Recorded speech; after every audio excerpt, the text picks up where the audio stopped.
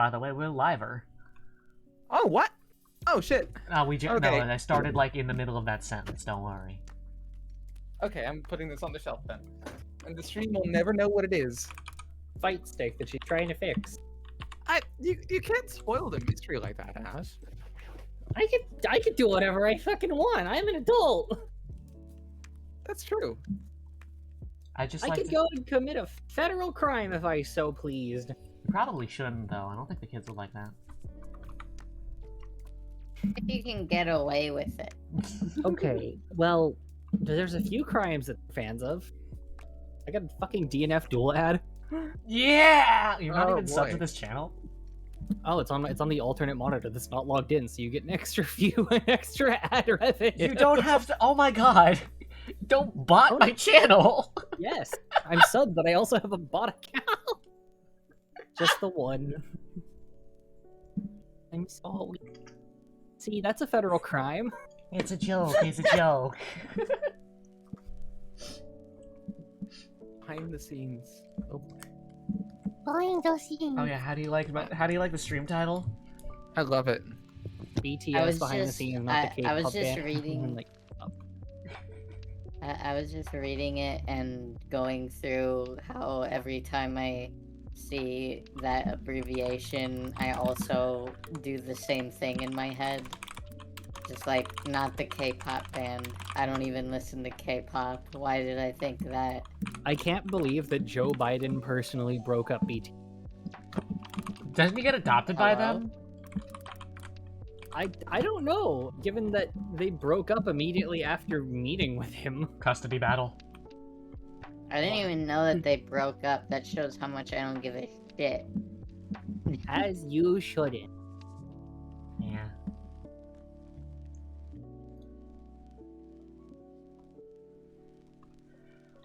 We're just out here vibing. Oh yeah. What? Hello everybody. I'm testing out a new model. This is Vapefawn. Sniffle! She's like Vapebot, but only marginally less evil. Sniffle! Her evil's also more impotent and like knock cup off table. Crying, starts crying. Are you okay? Yeah, I'm just thinking about the vape font. Sobbing, starts sobbing. As a species, most vape bots regard each other as enemies at best, sworn enemies at worst.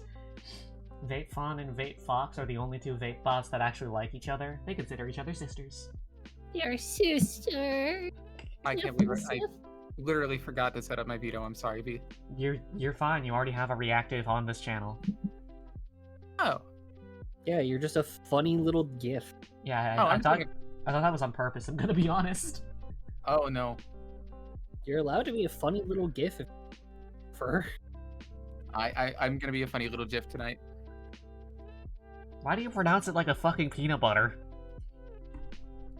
I don't? The peanut butter is pronounced GIF. Oh, you know, fair. What? Don't gaslight me today. Okay. Peanut butter is clearly pronounced peanut butter. I don't know what is wrong with you. You even said peanut butter. I hate this so much.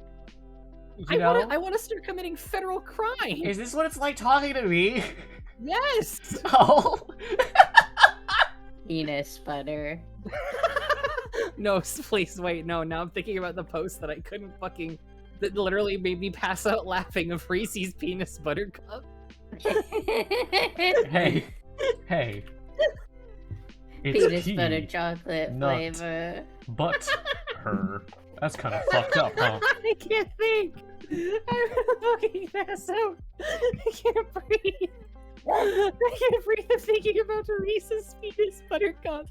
The thing is that was a name on Destiny, and then it was censored. But the part that was censored wasn't penis; it was butt. It was Reese's penis Blake cups. What the hell? It's really good. They don't censor penis, but they censor butt.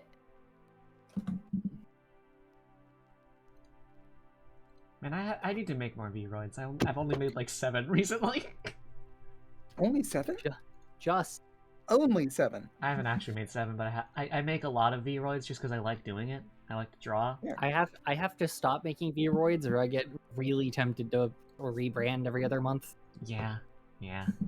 And no one's commissioned me for a Vroid in a little bit, so I don't have a good reason to like go insane on it, so I just keep making new clothes for I would if I had money. I have only ever made one Vroid for one person one time. Oh wow, you went to go that with you. It was you. I made Enva. Whoa! Whoa, Mama, you don't tell the truth! No, you made a second one. You made Q. Yeah, that's true. I did do 2 total, and they're And both we have not used Q yet. The reason is that the problem is that my family literally got so tired of having like 2 names for me. Again, they literally were just like, we're gonna start calling you by your VTuber avatar. So that's my official middle name, and that's starting to lose my mind. For those of you who are wondering, that's this model. Or a blue funny animal. I mean, no, I'm a real digital deer. How y'all guys living tonight, by the way? Stream broke the second that you broke. Cognito hazardous. Whoa! Hello. Oh, hi, Story. Ahoy! Ooh, Hi. Oh god, you sound like you're going through a tunnel. hold on, my tune's just super loud. We found Story, but they're on a Game Boy. Story, but it's the CSI Season 1 finale. That's a reference no one's gonna remember. Yeah, I don't understand that at all. Someone was buried alive I in a phone and assume- was trying to call people to figure out where the hell they were buried. Oh my god. I assume I would get it if I saw the CSI Season 1 finale. That's such an old reference, Jesus Christ. Wow, I'm such a boomer with my crime scene investigation shows. You'd think that with how much true crime shit I watch, that I would have seen those shows, but surprisingly, I've never bothered. Thanks for the sip, Chromoma. I'm gonna get a. I'm trying to get a fucking root beer. Man, I have a vitamin water and a sparkle water. And y'all guys know I'm sipping bangs. It's good since 1898. I like to imagine it bang- was fucking dog shit root beer since in 1897. Favorite that the bangs meme is one of the memes that I'm so glad I'm involved in. I was at the Okay, I ground can hear zero. you guys now. Let's go. Hello, I was at the ground zero of mispronouncing that shit.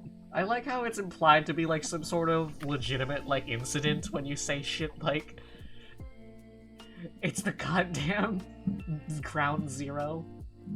Oh yeah, no, it was because the thread that started the bangs root beer meme had me and a couple other people getting called the most creative things I've ever heard in my life. Like was- things it that was would be on CK. rare insults. It was on CK, so you understand the kind of insult. CK is for the truly deranged people, because you could just go to any cooking forum, but no, you go to fucking 4chan, you're gonna like see stuff like, oh god, I just remembered the time I told someone that if he continues cooking in a terrible way that he's gonna die of carbon monoxide poisoning, and I hope it takes his gerbil for There was a guy who was really doing terrible cooking. Told him that he's gonna kill his gerbil first, and I can't wait to watch it on Live Leak. Jesus Christ. CK is one of my favorite boards. So, so those of you who are here tonight, you might have noticed that it says, the title of the stream is fucking long. We're doing a behind the scenes episode tonight because due to technical difficulties, I can't throw them into a gauntlet of violence. Oh man, no violence gauntlets. Sad. Cycles of violence. Just like Mr. Big Business. Oh, big business. Cycles of violence and money. Oh, I love perpetuating generational trauma. Ooh. So- How you guys living? Inflation is good because it inflates my pockets. I went through an ordeal. Yo, did you just say you're at the DMV? I went through an ordeal. Hello? Can I not be heard? You sound like you're in a car, but like specifically the trunk. Me too. I'm on my phone. Oh. Yeah, that's one of the technical difficulties. Do you want me to like put you under the desk so it sounds like you're like talking from the floor? Yeah, put me under the desk. I'm talking from the floor. All right, your little horns are poking up under the table, but as far as we're concerned, you're talking into a drawer. Perfect. So it's Can I say something incredibly profane? yeah, of course. I just got fucked up the ass by God today. What? Did he at least use a condom? What happened? No. Summoner just said that they got fucked in the ass by God today, and I asked if they used a Jeez. condom. Which god? I bet it was Shea Gorath.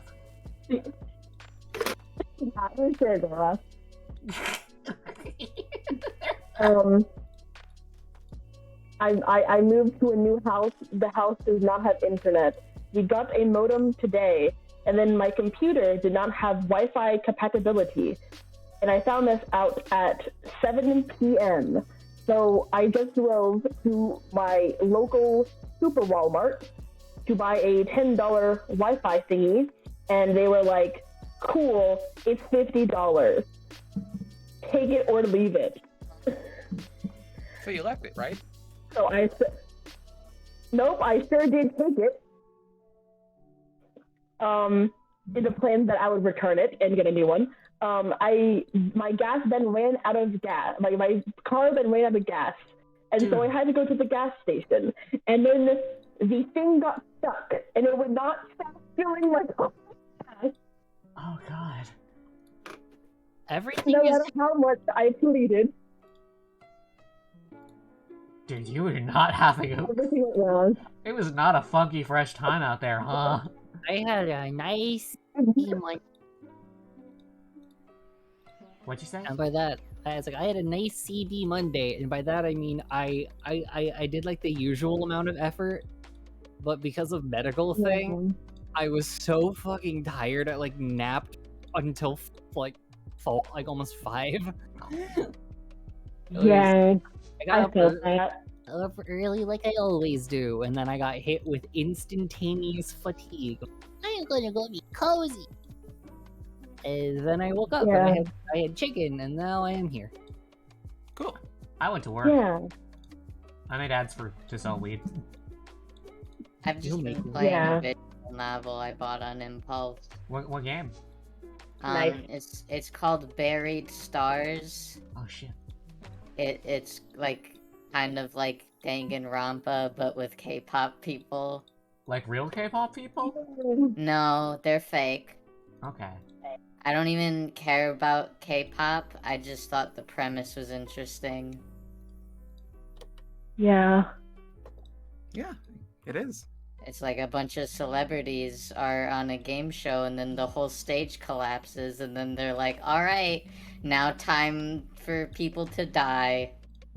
And I'm like, well, you have my attention. That is pretty good. That is solid. I refuse to Solid engage work. with K-pop content out of solidarity with my Taekwondo master, who is also not allowed to watch it. That's fair. Yeah. Every time he tries to watch K-pop stuff, he gets like delusions of grandeur about how much hair he can grow at still, and then gets sad that he can't grow more hair. Really, the fact that they're K-pop is less important than the fact that they're just celebrities and being hounded by people on social media. That's pretty good.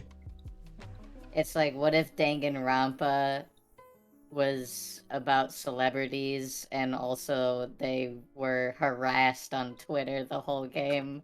As they should be. I'm super excited for a game to come out this week. What game? It's called Blastronaut. It's a mining game that has procedural generation and cooperative multiplayer, where you are funny little astronauts who mine via like intense beam attacks and explosives. And there's friendly fire is enabled. That's pretty good. It comes out in 2 days, and I'm really excited for it. Ooh. The game I'm excited for this week is Xenoblade 3. Oh yeah, I have my pre-order on that. That's this week? Yeah, it's this Yeah, Friday. the Friday. I'm excited to spend tomorrow making spam musubi. No, you Yeah. Do you want me to mail you rice? Do you want me to send you a burger in the mail? sniffle. I'll just This come man over. used to be made with so good. I'm gonna cry. I keep looking. Anyway, I looked back at the stream and saw very short under the table somewhere. I also, I didn't finish the tale of how it ended in demise. Yeah, it kept getting worse. What's up? Yeah, I got home with my $50 having been stolen from me, and then it didn't work. Oh, my well now you have a God. legitimate Because reason to you know how return a it. CD drive. Hang in there, man. Yeah, it's cool. I was just like, oh god, this train. I wish you the best of luck. But yeah, because of the Thank technical you. difficulties, we're doing like a cozy behind-the-scenes podcasty sort of episode. I hope that's cool with Yeah. everyone here. It's fine with me. Yeah. I did sign up for it. Yeah. I'm having What would you trouble- have done if I was just like, well, that's it, I'm leaving? I'd be like mildly upset and talk to you about that in private. Okay, that's a reasonable response. I'm not leaving, though. Like, I know that I have a reputation as like a fucking twisted psychopath, but I'm not actually a crazy person. I promise. I didn't expect you to have, like, an irrational response. Fucking L. L is one of my best friends. When he constantly attempts to agitate me, just see what I'll do. It's the worst. I feel kind of bad for the sheer amount of intense plea that I've been like hyperdosing that poor guy on. Well, Yeah, no, like I made him like sob for half of today. is he okay? It was all good sobbing, but literally we had to distract from all of the like sappy happy family stuff with Skyrim mods. You know, fair.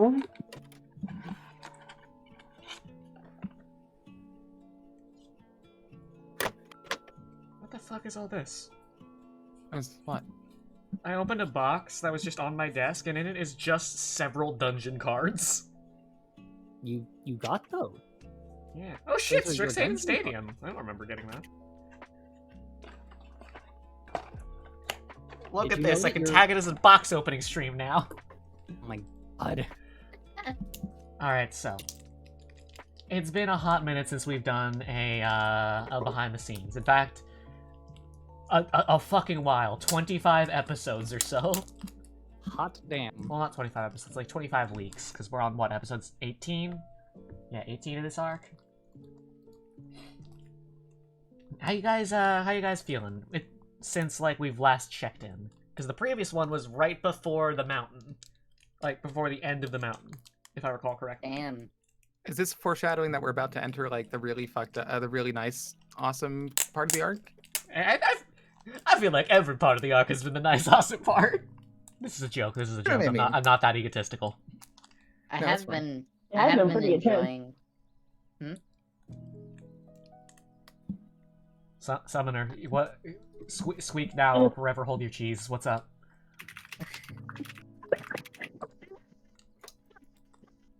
Did you not like me calling you a little rat? Funny little rat character. Made me laugh. Hello? Hello, what? It made me laugh. And you forgot what you were gonna say? God, my audio is so bad. I said that it's been pretty intense so far. Oh, fair. Mhm. Yeah, no, it's been a time. It has been a fantastic arc so far, and I'm very happy with it. Thank you. I have been enjoying it wholehearted. Yeah, you entered the Ashkata adopts so many kids arc. I entered the oh god, I have to fucking retire this character arc. Speaking of, actually, are there any other reasons for like wanting to retire Ashkata besides Ashkata doesn't make sense as a character to continue? I actually have a couple reasons. I'd love to hear them. This is the episode to air them. Oh man, okay, so nothing against Ashkata. I love her dearly. She's one of my favorite characters that I've ever like made and written. All in all, I have one problem. What's up? My one problem with her is it's not even like necessarily an issue TM. It's just that I'm really bad at playing rogue, it turns out. You've been doing fine. Aren't you like our top damage dealer? Oh yeah, no, I'm playing rogue, but like I don't manage half of my anything properly. I have ADHD. I'm quite forgetful. And if it What was just if- about performance, then I would have stayed on cleric. Well, no, but I mean that's not only it. I mean I haven't finished my sentence.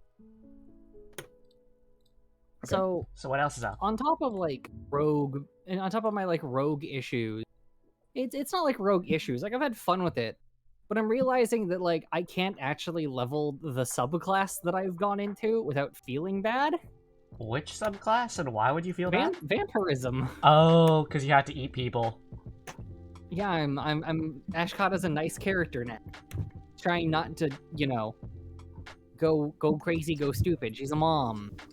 I accidentally wandered into narratively I want to play her one way, but Mechanically, you're According to incentivized mechanics, to consume people.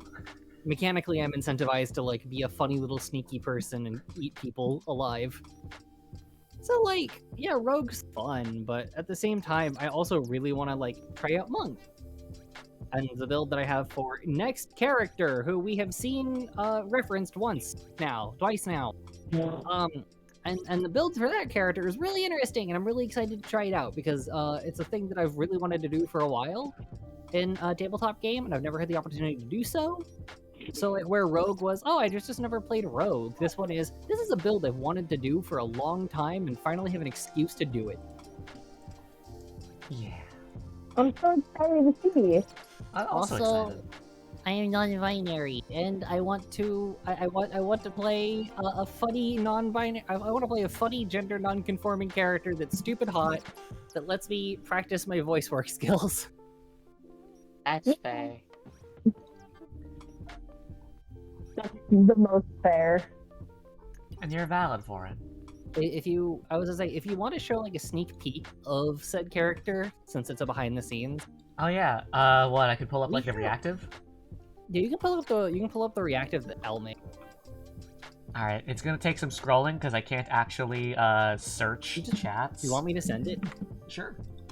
Yeah, I'll just send it back to you. Yeah, let me pull it up. Hot damn. That is the wrong button. Why would they switch which button is share and which button is move between albums? Don't post fucking hot banui to you. Oh yeah. I should probably be screen sharing. Can you Well, tell it's been a hot. couple days? Yeah, so this is the sneak peek of the character that I'm playing next. I've had him for quite a while, but I'm super excited to like play him in the story, and he's got some fun stuff going on in the narrative, and the next arc is going to be really fun. And I'm excited to try him out, and I'm workshopping voices for him because my voice range is ludicrous. It's very impressive. Yeah. It goes really high, and then it goes really low. I struggle So- not to sound like an anime rival most of the time. Yeah, I might just make him sound like an anime rival. So here's a character that I'm excited to play, and he's gonna be the next one. He's gonna be my next character, the next arc after Ashkata retires. And as I've said the last episode, that's Ash's ex-husband, Amicable. Ex-husband, pal. Ex-husband Yeah. decided that we're both bi, but not for each other. Correct. Yeah, that's their whole thing. I hope you're all excited to see him. Yeah. His name is Logan, and I'm excited. What about the rest of y'all? Are you guys interested in what- doing any changes before or for the next arcs? Nope. I'm pretty sure I already like sort of reinvented Amwa, so You did. I remember. like the track Serenity is on, and for this foreseeable future, I don't think I want to change her. You're valid as well. A big pain. And I'm just going to continue in this direction. You're valid. Hey, Monoct. Oh, If I you're thought I gonna muted again. I'm so sorry. if you're gonna play like fighting games during the stream, I don't mind. Just can you move I was- your like I was just I was just testing the buttons and putting my stick away again. like I don't Sorry, mind I if you just play. moved Just it. move the stick away from the mic. Yeah, I thought I had muted super again. I'm so sorry. You're good. And I'm just also just really happy to see the Art of Logan put on screen, given that the original thing that we had said for the art was like, hey, I want it to be based off Brother Nier's outfit, and then V and L went, okay, can we make it slutty? And we did. He Yeah. is a shapeshifter, and so here he is, and his fucking his fucking sleeveless tank top thing is apparently partially sheer now. Yeah, his outfit is like it's exotic dancer quick release clothing, so that way he can shift. Like it's a practical he's- concern that makes him appear slutty. Yeah, he is a shapeshifter. That's how his monk works. He's a astral soul, Yeah. and astral soul works with how the shapeshifter lore in the D&D works. So it all works out. And I hate to say the words, yeah, hot character. Glad that that's the character. This is like his third iteration. I'm super excited. I'm really happy with a lot of the stuff I have planned for the next arc. Whoa. Sorry. I can't change anything about my character. Sorry. Hello? Hello? I heard character, and then I were to change anything about my character, it would be to give him the possibility to be slutty and not a child. you could just This is solid 10 years older. if you want that to happen, we can talk about it. Can you throw story in the time loop real quick? So, I don't know how much you recall from the lore that I've given you, but the place you're going to be going to is in a time loop. Oh, Oh. Oh God, yes. Yeah, I'm- spoilers for the location of the next campaign. Not campaign, the next arc. new campaign. The next location is in a stable time loop that lasts a month. Everyone is Huh. aware of the time loop and fine with it. Because, like, since it's such a long Interesting. time, functionally, like, things actually do happen, you know? Yeah. Mhm. So if you were to arrive there Yeah, early, Interesting. you could time loop for as long as you want. So if you want to revamp story to be, like, an adult who is capable of becoming, like, slutty character like Logan over here, you can. Hey, I'm not gonna make the joke. Can I make the joke? I don't The- know the what joke- joke. I'm about to make a horrible joke based off the shit that you and Elle have been saying about Logan nonstop.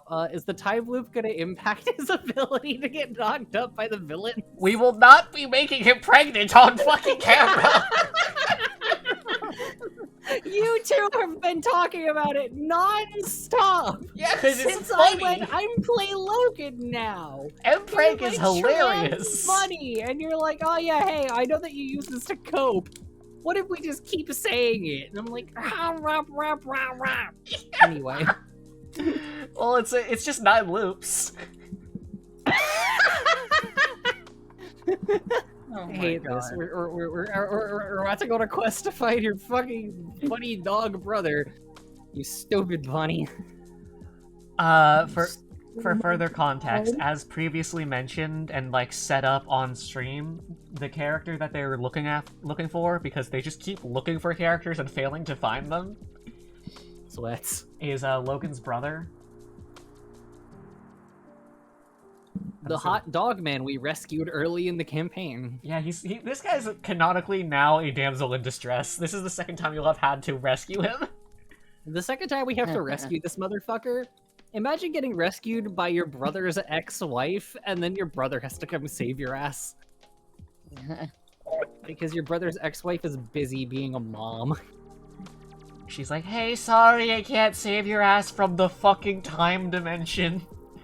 I'm sorry, I can't save you from where all dogs go to heaven too. I'm so excited for the next arc. I'm so excited. I'm excited. I say this because I just say this because of how much help I've had with some of the character designs. Oh, are we talking about Gotti?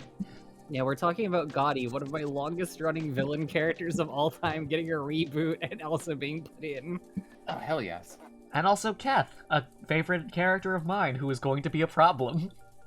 I am excited. Also, there's other characters that I'm Also this excited to character. see. This Also, one is oh, not are you Keth, pulling but he will make an appearance. You've seen him once. Swoons! I love this character. I love this character and their spouse, of whom I designed. Shit. Yeah. Local me is super fucking excited. Yeah, no, I'm very excited for a lot of the characters I've designed for the next arc. But we still have an arc to get through. Which, speaking of, how are you guys feeling about this arc so far? It's been a little bit of a weird one just because of all the scheduling issues. Mhm. It feels like there's a lot of things happening at once, and I like it. Yeah. I personally have been enjoying how different it is from the first arc. The first arc was like it feels like this is a different like genre. Mm-hmm.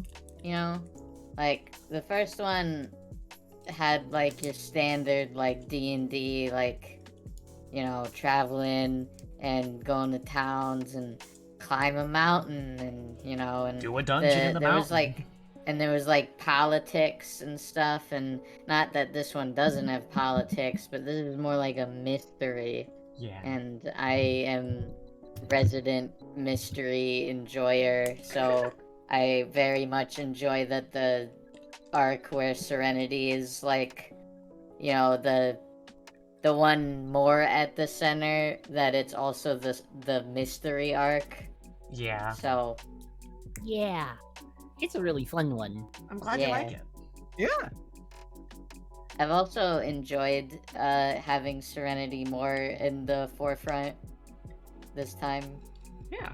Not because I'm like, you know, I want to be the main character of the show. Like, that's not what I mean.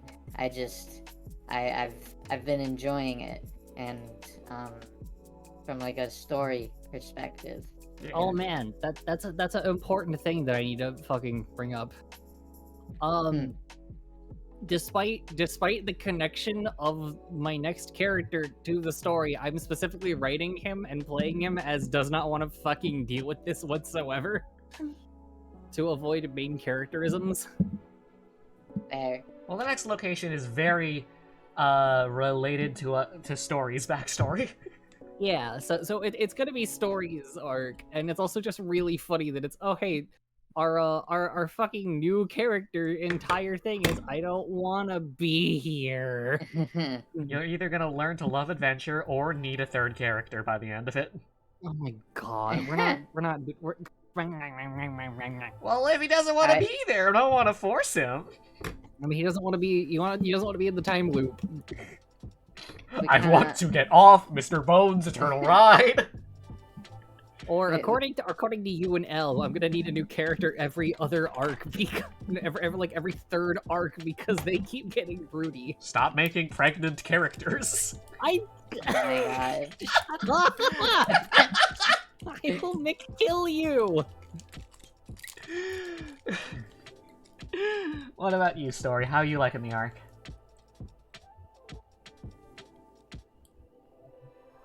All right. I think their audio is. Oh hey. I was trying to fix it, and then it was like, no. You're good. I really enjoy. There's so much going on, so we always have something to think about. So it's not that we're on like a linear track. It can be a little difficult just because ADHD and like, oh, there are many things for us to think about. But it's also a fun challenge, and it gives us a lot of freedom to choose what we're doing. And the narrative itself has been really enjoyable, and I really love all the characters in the arc. Hell yeah. I really appreciate that. Speaking of, do you guys have favorite characters so far? You've met a lot of people. Wander. Really? He hasn't had much Yeah. time. What makes him jump out so much to you? I don't know why. He just, like... He stands out in my head as, like, the one I am, like, I care the most about you. He's Even just a if good I don't guy. necessarily play Serenity that way. Yeah, that's fair. My official statement is that I don't play favorites amongst any of my children. That's fair. Of the non-children characters, Ashburn. Because he's- Ashburn is of the really good. non-children, non-related characters, it has to be Ashburn. Ashburn is really good, but from, like, a Waluigi kind of way. Yeah, like he's a weird, pathetic Ashford's- man. Yeah, weird, pathetic cannon man. Isn't that kind of his thing? Wah! It's like that comic where this woman bursts into an artist's office and says, "Help! I need your help. I need you to make something that will make my girlfriend horny." And he's like, "Have you tried drawing like a Luigi in a state or a Waluigi in a state of despair? Like he needs to look like he hasn't showered in a couple days, and he's like got eyes like this, and then he shows like the most harrowed eyes." Me too. Let me see if I can find it.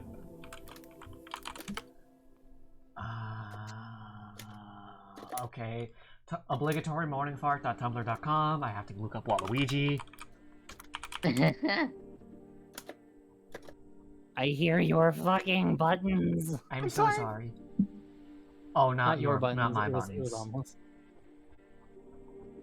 And now I'm just gonna have to No buttons. scroll the fuck down. Where? This is gonna take a while, so while we're at it, Amwa and Story, what about you guys? Story, you wanna go first? Yeah, okay. Or do you want me to? Yes, I asked. You can go first. Like, you got any favorite characters so far in this arc?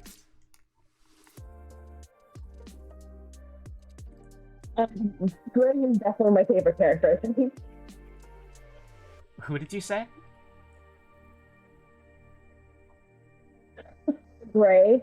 Gray. Yeah, no, I'm really glad you like Gray. Sun second. boy. Yeah, Recommending that. I was not anticipating that. And like, I had not realized until you asked who our favorite character was, and like him was just like, yeah, it's Gray, it's him. It was a surprise, and it all dawned in like one moment in like our fight against him when it just clicked for Story and it clicked for me of like, this person is a reflection and I can empathize with them and I relate to their character and how they relate to my character, and it was just instant. Like, yes, this is my favorite. Yeah. Nice.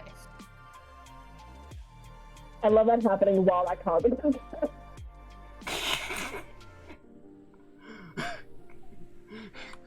What's? Yeah, no, I had to Okay. find it. That's gray core.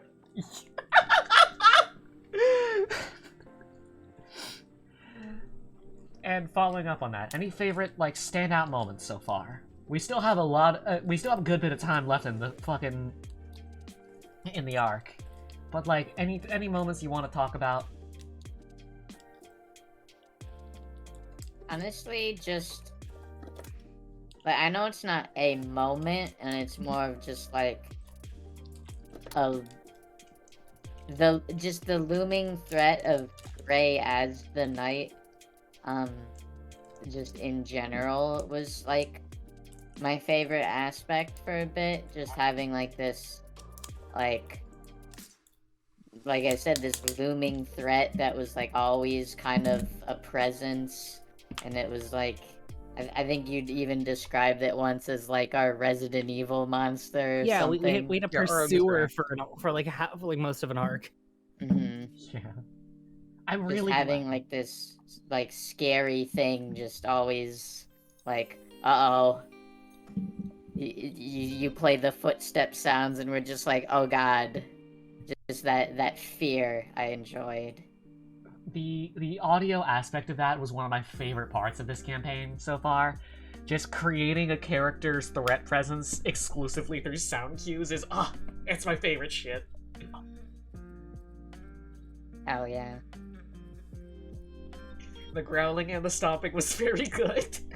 I still have the phase 2 activation sound in my nightmares. I'm so sorry. Yes, and then the Monster Hunter Roar.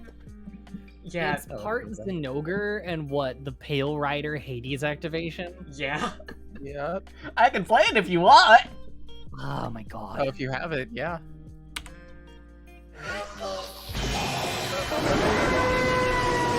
Oh boy. Fucking it out, cool. You know that. I know- Oh, what's up? I was just gonna say, I know it turns out he's like actually a hot guy, which I shouldn't be surprised considering he's a character in this setting. But I'm always gonna think of him as Crocodile Sewer Man. He does do the crocodile jump. He's now your nephew.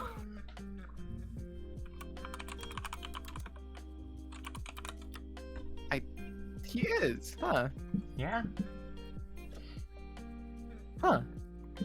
Why are y'all so surprised? You're considered family to Ash. Ash literally adopted one of you. Yeah. Fucking. You shouldn't be surprised that a given character, when revealed, is secretly just super hot. Because I just like drawing hot characters. It's a hobby of mine. I think y'all can recall that I was so fucking losing my mind when we finally unmasked him. Because V drew him and a different hot boy at the same fucking time, and I keep thinking about them as being best friends. Oh my god. Yeah. Oops. Oh yes. Yeah, I was on a. Yeah, I was I on a guess kick of. Oh.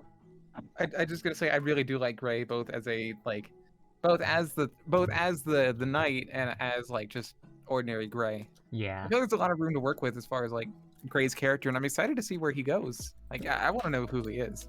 Yeah, he does too. Speaking of just random hot characters, here's another preview for the audience who's here. Here's another character that will be featured in the next arc. Oh no, it's my boy. Oh my god, he's hot. no. Oh god. Also, yes, Sweat. Gray can in fact roar at will. He just hasn't because he's a shy boy. I'm very sweats right now because This man is divorced. is he? What? We just established that he has very divorced vibes, and that's enough. Oh yeah, no. This is another character I designed, and we've been working on him for a long time.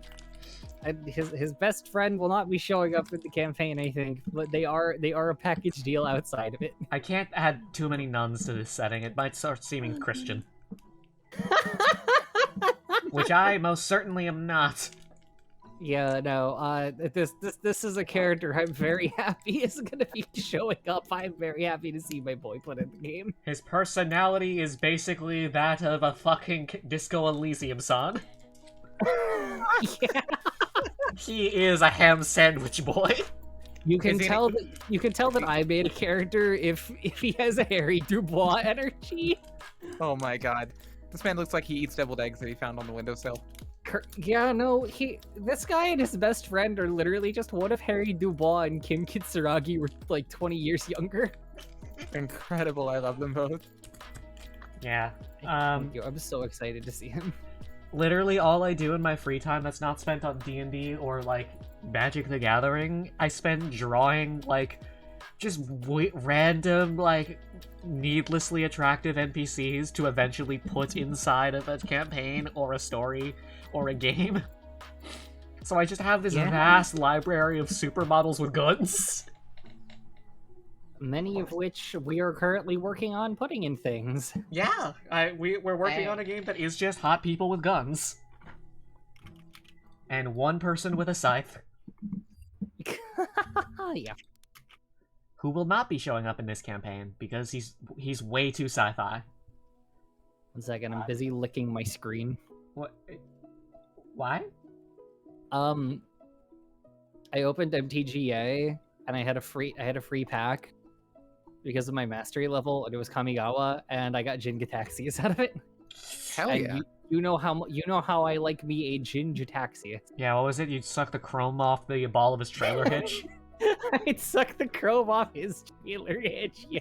The fucking sentence. For those of you who don't play Magic, I'm gonna have to show you what Jin Gataxias looks like. Please, I need you to show specifically the Kamigawa one where he's wearing pants. That's Progress Tyrant, right? Correct, that's Progress Tyrant, not Core Augur. This man is wearing pants. I'm so upset. I'm gonna hide my face. I'm embarrassed. I kind of got the hots for all of the freighters, honestly. Oh, that's an art card. I thought those were sleeves. I wish they were sleeves. I would buy them. I was about to buy them on stream for you if they were sleeves. I would cry. No, I'm currently debating commissioning a sleeve set that's Schoolgirl Elish Norn. God! Are you gonna put like the Elish Norn deck that you're inevitably gonna build in it? Oh, 100%. Anyway, I mean, Jin has always worn pants, but he got new pants from Kamigawa. Because he's a weeb. Yeah, he sure is a fucking weeaboo.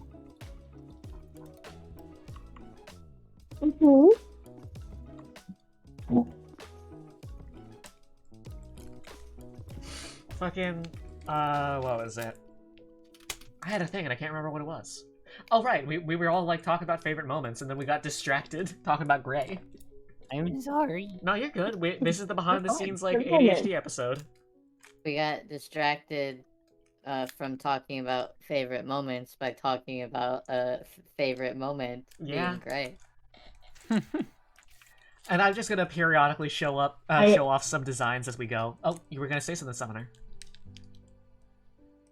I have a favorite moment to say. I would love to hear it. So this is also kind of not a single moment. If I had there's two. It is a ongoing thread that we have been following that stems from a moment. Yeah. The moment being when we were in the graveyard, we were exploring the old abandoned sector, and found the bodies had been exhumed. Ooh, And yeah. the thread that we have been following, I think, the bodies being missing, and the people them being the people who went missing, and finding out what happened to the people who went missing, what happened to their bodies, why it happened to their bodies, what it has to do with Gray, and what the fuck my spell did. Yeah, no, there's when I cast when I cast that spell to I keep forgetting the name of it. No, I get you though. The druid one. Yeah. Yeah. There are a lot of mysteries in this arc, and you're slowly unraveling them, and also learning more how buck fucking wild the lore of the setting is. Oh, it's incredible. I still can't believe magic is made out of souls. And also, crude oil is magical. Yeah. And souls are an organ. Souls are an organ, crude oil is magical, magic is partially souls and mostly ghosts. Like, a fireball is actually a type of haunting. Me too. It's like, frankly, it's like so absurd. In the But- best way. Yeah.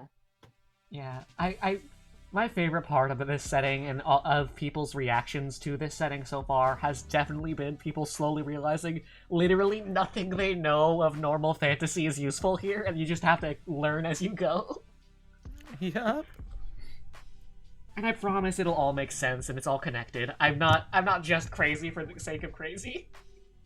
Oh no, I'm not saying like absurd, like it makes no sense, you're a freak. It's like absurd and like a like I just don't really noticed know how that to the Archwood describe- Waluigi comic is Hmm? up on the screen. Yeah, it's been here for a while. Yeah, I don't really know how to describe it, but it's just like it's just so like wild. You haven't ever seen anything quite like it before. Yeah. It's like how when I say shit like, yeah, concrete has a memory, you're like, yeah, sure, this may as well happen. Yeah, basically, you get it. Me. What was that story? That's great, baby. Yeah, it's that Under the concrete, table, baby. muffled under the table, started eating concrete. Oh boy, I'm so full. 500 total tons of loam topsoil. Basically. Sure, eat dirt. I think that's not out of pocket for her. You did in fact eat dirt one time. Wait, he did? Why Yeah. would he eat dirt?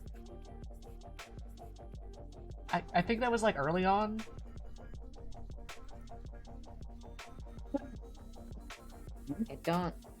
I believe it, but I don't quite remember. Because Snow has said something about how I'm eating clay. I have no memory of eating clay. Ah, right.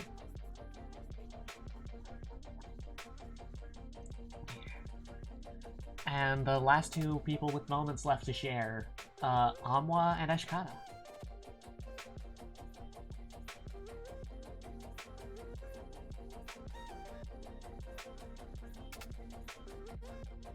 Let's just jam out for a sec. I think of this arc, one of my favorite moments so far has been honestly the most roguish I've ever played Ash, which was as soon as we captured like subdued Gray and Al showed up. What, when you hugged him and then had a knife to his back? Yeah. Yeah, that was really good. Very rogue.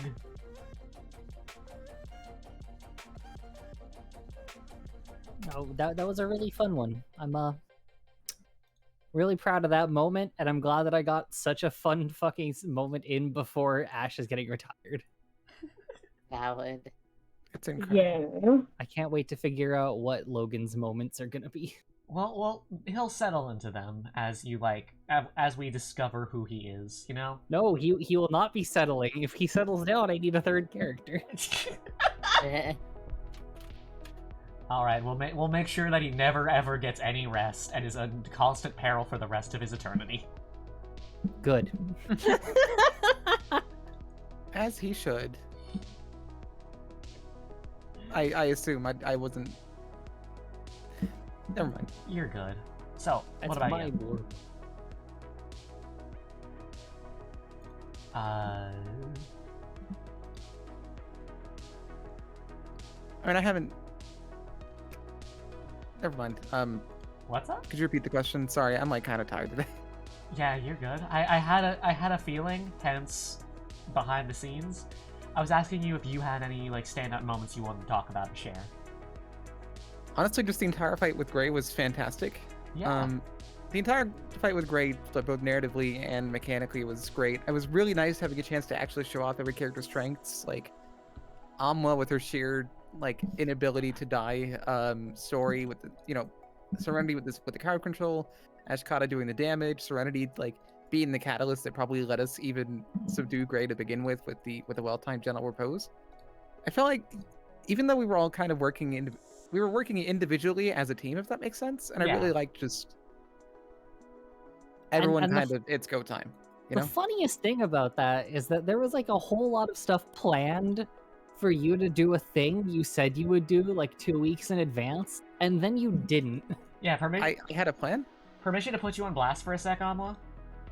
Yeah, go for it. You said you were gonna use the fucking horn. I had a whole plan for the horn that would have started a third phase. You didn't use the horn after you said you'd use it, so I had to put away the notes that I had for how phase 3 would work. It would also have explained the lore. It was lore I was gonna explain with phase 3, but now you just don't get to know what that is. Oh, no. Yeah, you talked about doing it for 2 weeks, pulled out the horn in the fight, blinked twice, and then put it away. I had a whole thing, and you just didn't do it.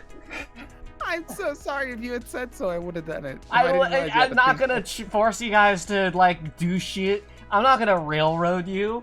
I just do my best to plan as a showrunner more than I do at DM. It was just really funny that for 2 weeks, you were like, I'm gonna do this. I'm gonna do this. And then the second you're, like, about to do it, like a switch flipped in your brain and went, nah. It's like I didn't think we needed it. We didn't need it. And Alma is straight, like Alma ran the math and was like, okay, if we win this without it, great. If it looks like we're not going to be able to win without it, I'll blow it. But it also has a weak cooldown, and I don't know what sent this thing. Yeah. And in the moment, she made a decision that was bad for the show. I'm so sorry. You always got to think about the fact that we're also running a show. We're running a show, and you held us going for a fortnight. I'm sorry. You hit me with a fucking Fortnite battle pass. Oh my god. Sorry, now how are you gonna get that picture of Rael? It's okay, well, hilarious. Okay, well, we didn't reach phase 3, we didn't force phase 3, but if it had happened, this is a behind-the-scenes episode. What would have happened, V? I would have further explained the function of his fucking meat cleaver. Ooh. But that will remain a secret and a vital piece of information you lack. Oh no! Oh, I fucked us. Damn it. Yeah, no, like that was legitimately gonna be like a major component of the mystery. Oh no! Oh man! And now no one knows where his meat cleaver went. My favorite part of this campaign so far is when we have all of the clues in front of us, and we don't know how to put them together, and we're about to be handed a major clue, and we just casually do a 360 and moonwalk away. You've done 3 of those so far. I'm so tired. This mystery could have been solved by session, like, 11, but you guys are just not putting anything together, and I'm not gonna handhold you. We're not smart! I'm Bimbo! I thought we were doing good. So distracted. Say the line, B. I love you all. I love this campaign dearly, and you are not Bimbo because you have a doctorate. However, you guys are terrible at putting puzzles together. I thought we were doing a good job. You're doing better. You've been improving. This last couple sessions have actually been pretty good at like, oh shit, we're having revelations, we're putting shit together. But there are several sessions where you're just hanging. I'm sorry. See, for the sessions where we were just hanging out, I don't know, that was just like the vibe everyone was given, so I just didn't question it and was just like, I guess this is just like hang out kind of. Oh, I have to feed my dogs. Like you're valid. I just and I don't want to take away like how good like those downtime episodes where we just have these quiet intimate moments with these characters are. However, Arcadia was kidnapped and you're hanging out in the bar. I mean, that's kind of why, for this most recent one, I was just like, whatever, like, for, like, oh, what are you doing for your downtime? I was just like, I want to, like, continue the investigation. And you're valid. I need to stress this. You guys have not been bad. It has been very fun, and I do want to commend how excellent, like, the role-playing and character building and, like, willingness to engage with the world is. However, you also do some silly shit. You know? Okay. If we're a bunch of Put a little critters. down. What? You're the way your mic muffled made it sound like you said, I'm a little dino? You alright, Ashkata? Yeah, I'm just giggling at that. I'm a little dino, short and stout. Here are my teeth, and they are now inside of you. Ah! Teeth! Chomp. If you were a Nosferatu or a Dracula, I would give you my blood. I don't mean to put you guys as a party on blast. You guys have been the best party I've ever had. You do still do D&D shit. Yeah. It's always human. Yes. At least we're not murder hobos. Oh yeah, no. This would not be a At show if least you were we're all not murder murder hobos. hobos. This is not behind the scenes related, but I have a thing related to my technical difficulties. I am wondering, I connected to wireless headphones that I think are using the mic on them, and I think my phone's mic is better. Do you mind if I try switching Yeah, go for it. and then just muting? Okay.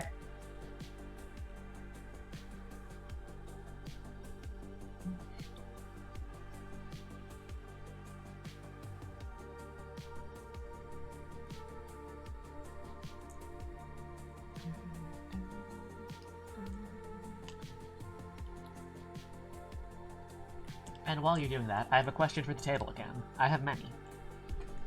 In general. So far, is there anything you would have liked to have seen or would have changed? I promise I won't be offended.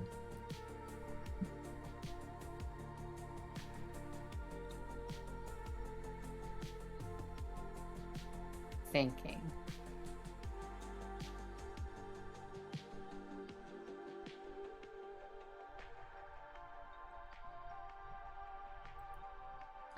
I guess my only thing is sometimes there were times where I was just had no idea, like, what we were, like, supposed to be doing. Yeah. If that makes sense.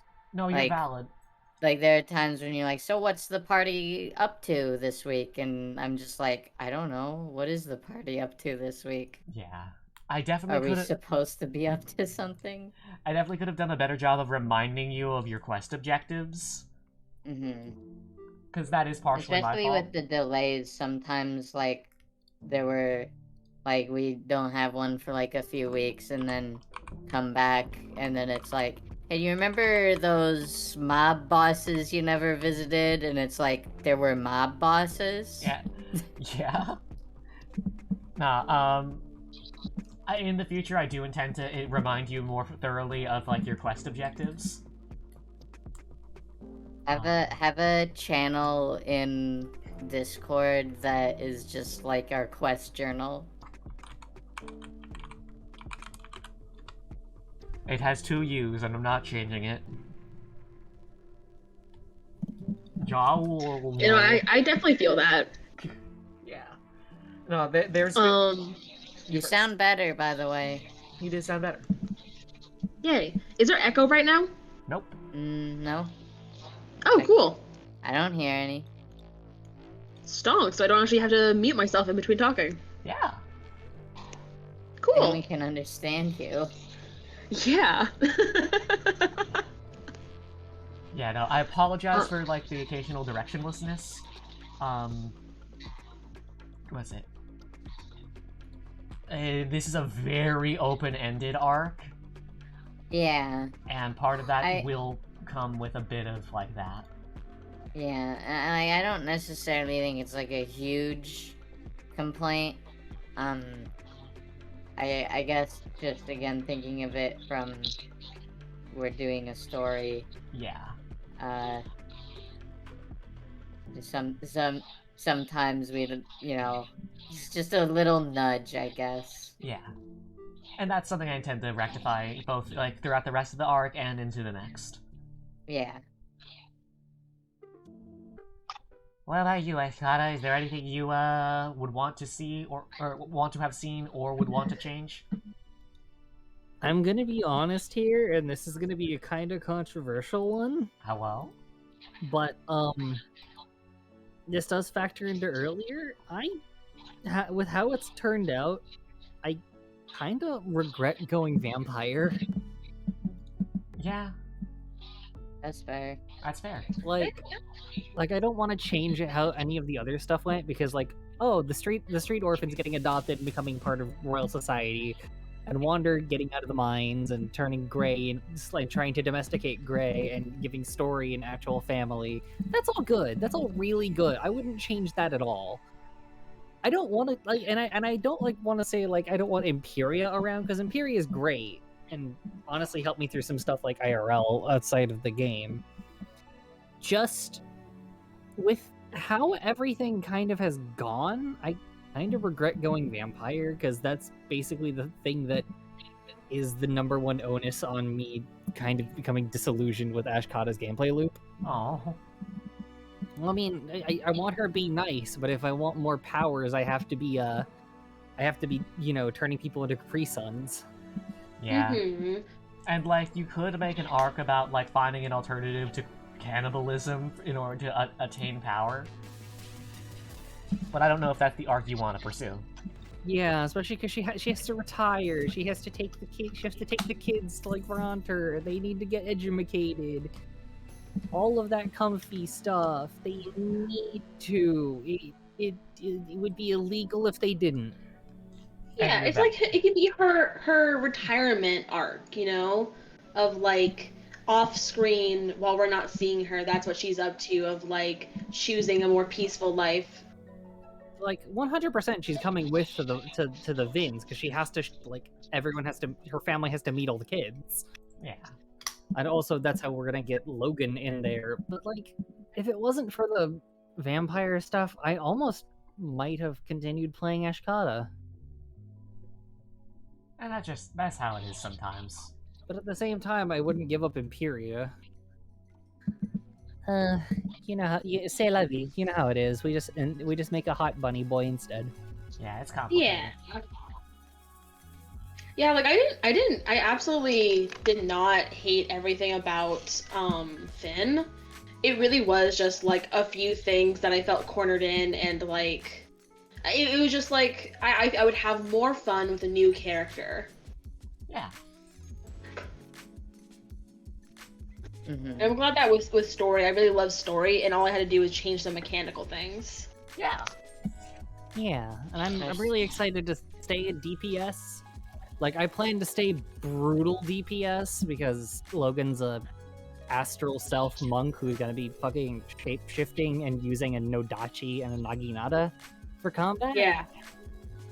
So Which also, he's gonna be fucking powerful. I'm like, ooh, shapeshifter. Yeah, hi, Story. Your uncle is a shapeshifter. Uncle Hot Pants is also a shift shaper. Oh man. We kept making the joke that Logan's gonna be broody because he's on babysitting duty for Story. Like, oh yeah, my ex-wife is sending me to watch one of their kids while we go on an adventure. That's fun. What do you do? I'm a shapeshifter. I love you. I was gonna say, earlier we were talking about one of my only regrets is Story being so young. Was it would be interesting, or like it would be nice perhaps to have her be more on par age-wise with the rest of the party, so it's less like she's a kid tagging along and more of like I am equal and seeing her grow. Yeah. Yeah, that's fair. Yeah, we could do that pretty easily. I'm pretty sure. I'm back. Sorry. Hi, Well, welcome Plus, back. like, hi. Plus, like, her very nature as like a changeling and as like Fae, or like the story the setting equivalent. Yeah, is like it sets it up pretty naturally as like it's not that she herself is literally a child. It's that like she hasn't been in this world long and she doesn't have her memories. Yeah, she's Yeah. forming. She's congealing. She's like gelatin. Exactly. So it's like if she had more of her memories and she had more experience, it's not that she's literally a child. It's just that she is like She needs to become new. an adult again. My cat just committed a crime. I'm sorry. No, you're good. There was a loud crash. How many years of jail time? 10. Eternal. She murped at me. Oh. Funny little critter. Funny little critter. Big stretch. I love Serenity and I love her direction and playing as her, but there is also this very small part of me in the back of my head that is like, but me like making new D&D character. You can always just make one and not play them. I know, but then I'm like, but I want them to be played. I don't think this is the maybe down the line, but Another again. thing for that is that you can just mess around with them in their own little like one-off thing on your own. Yeah, but Like there are some like ways that you can do single player D&D. I'm not kidding. There's also just like future campaigns or side stories. True. yeah, I have like a handful of unused D&D characters and I just like look at them and I'm just like, I'm so sorry. Me looking at all my unused characters and like 3 of them are hot single dad elves. 2 of them are monks too. That's the worst part. Just DM a fantasy campaign. Make a friend group of hot single dad elves in your area. See, my problem is just that I have a very low attention span. Fair. Yeah, mood. Alright, Amwa, you're the last person to answer this question. Is there anything you would have liked to have seen in the arc, or something you'd change?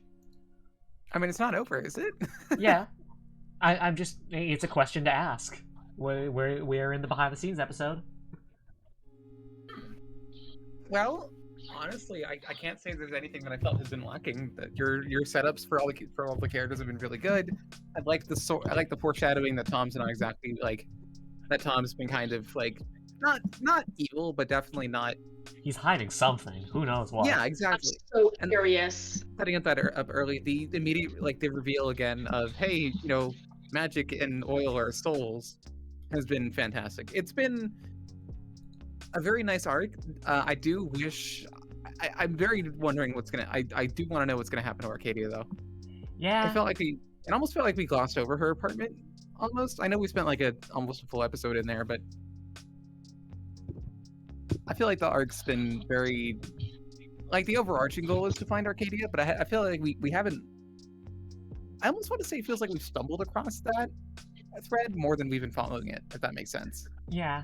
Mhm. Or the I overarching tried story's been- I tried directing us back towards it last episode. Yeah, I genuinely forget sometimes that is our main goal and why we're here. Because there's so much going on. Yeah. Yeah.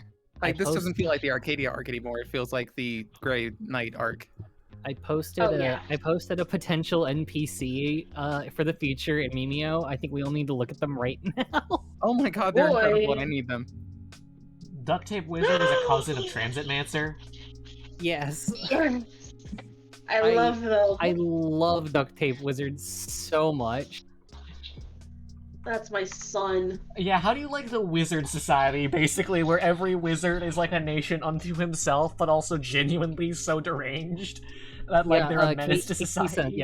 Casey just sent that in.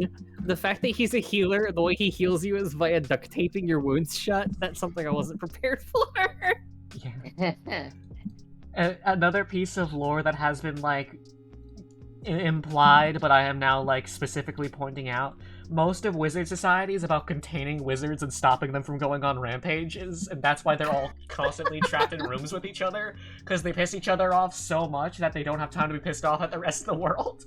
Where's that one Tumblr post about wizards playing hot potato with a magic missile? Oh yeah, me and the other wizards outside in the yard playing hot potato with a magic missile, deflecting it back and forth, going wee, wacky, ah, and then someone drops the deflect, and the magic missile collides with them, and they explode in a fountain of viscera and gore, and then we continue the game as though that didn't happen.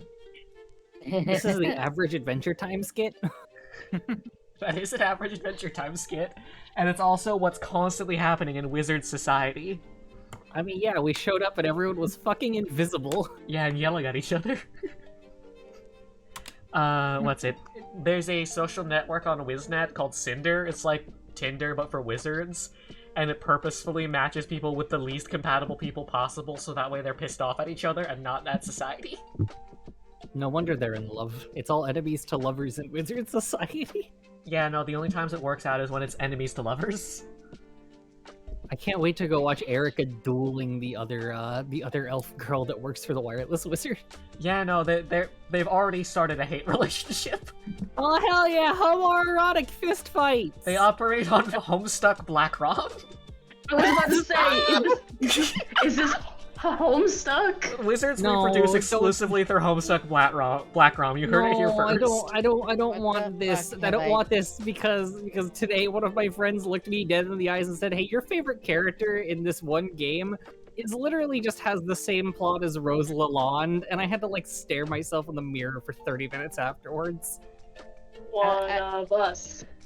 I like zoned out for a moment, and now it's just we're just talking about Homestuck. Yeah, wizards operate on Homestuck Black Quadrant romance. I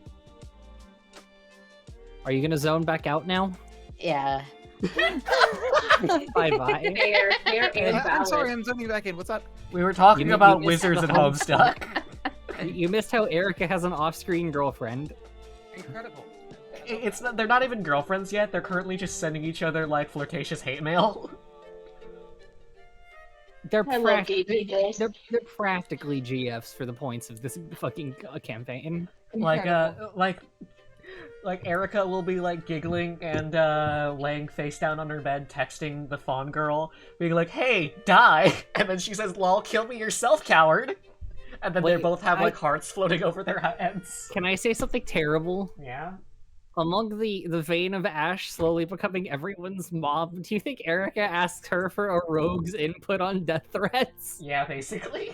Okay, great. Now I'm gonna be extremely cool. It's like, oh man, I'm teaching her how to threat text, just like rogues do. Yeah, wizards then are like Ash- that.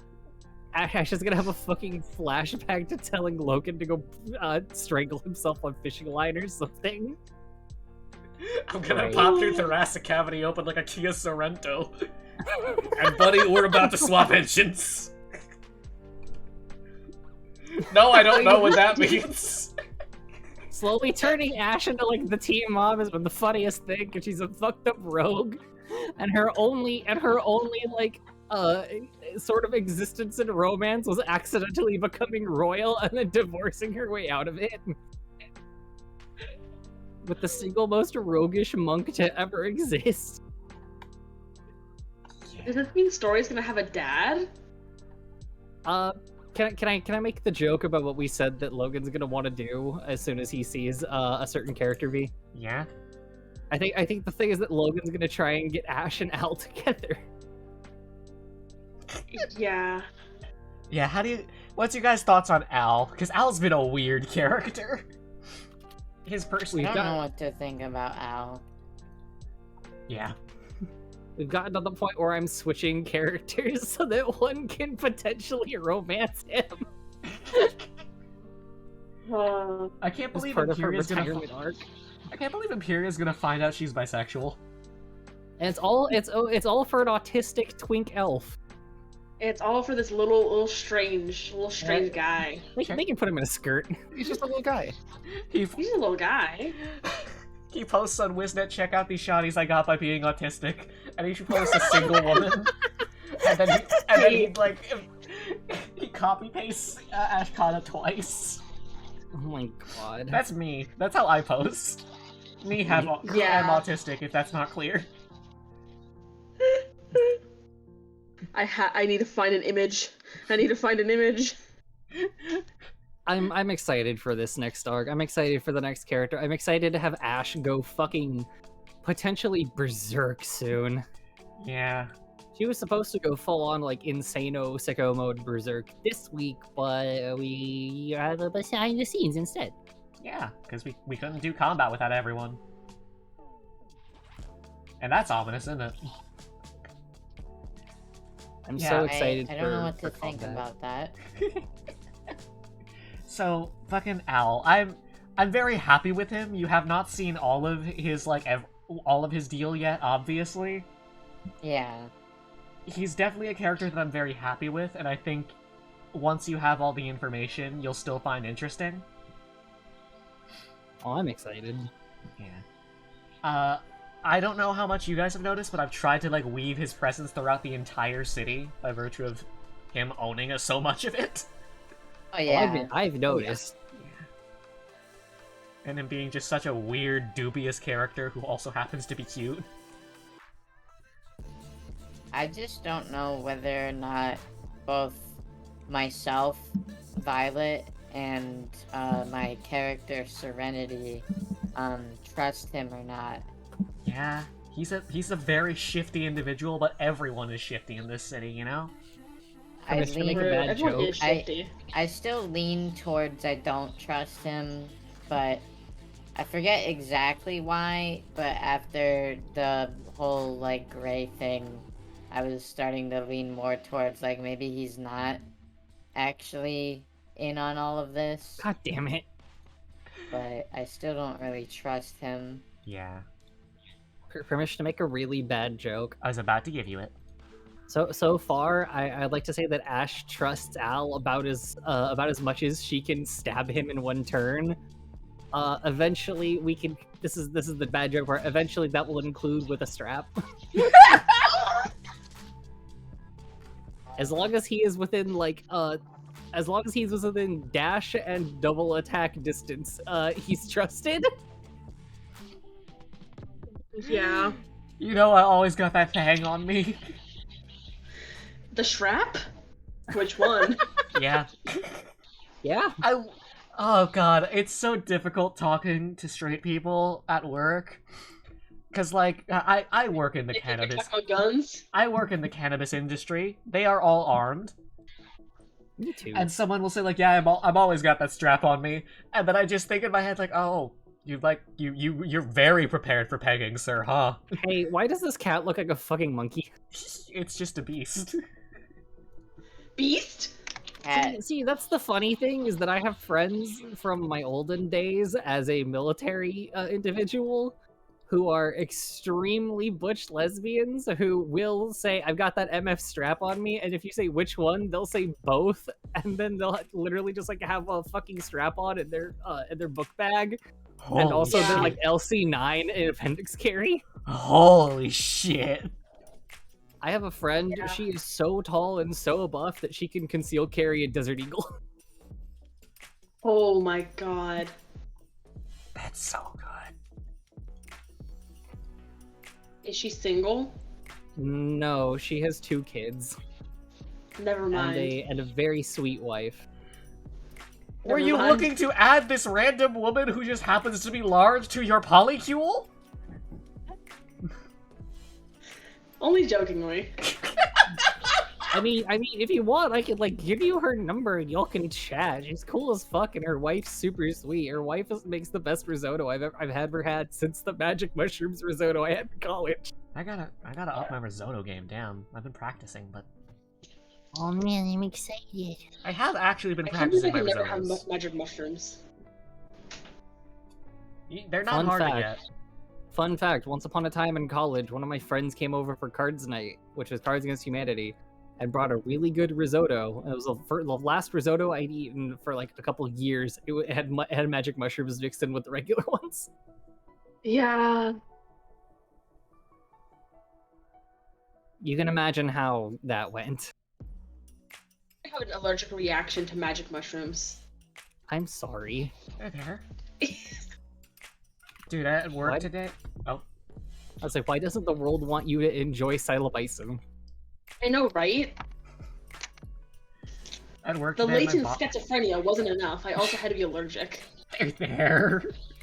Oh my god. So what happened at work today? Yeah, my boss's back hurt, and so he just was straight up popping like a Delta 8 gummy, like right there. Yeah. Valid, actually. What a Chad. Well, the problem is he then had to do like business calls and he couldn't remember his name. Oh my god. McFly, you need to be smart. No, Oh, he you're thought at it was work. for real, McFly. McFly. He genuinely calls himself Marty McFly a lot of the time, to the point where he forgets what his legal name is. Oh my god. He's just like me for real. Please don't kid my kid boss. Why not? No doubles. Oh.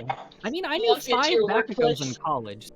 Yeah, you had to teach them Magic the Gathering in order to get them to behave. Basic. I just like played to the strengths of, oh, I know what a Bakugo kitty wants to hear, and then I like had an army of blonde, spiky-haired assholes who were really, really cool when they weren't being blonde, spiky-haired assholes. Yeah. I'm just remembering the clip on my channel, where I was talking about fucking like kidding Homestuck characters, and you were like, I was okay until the last one, and I was like, yeah, everyone is.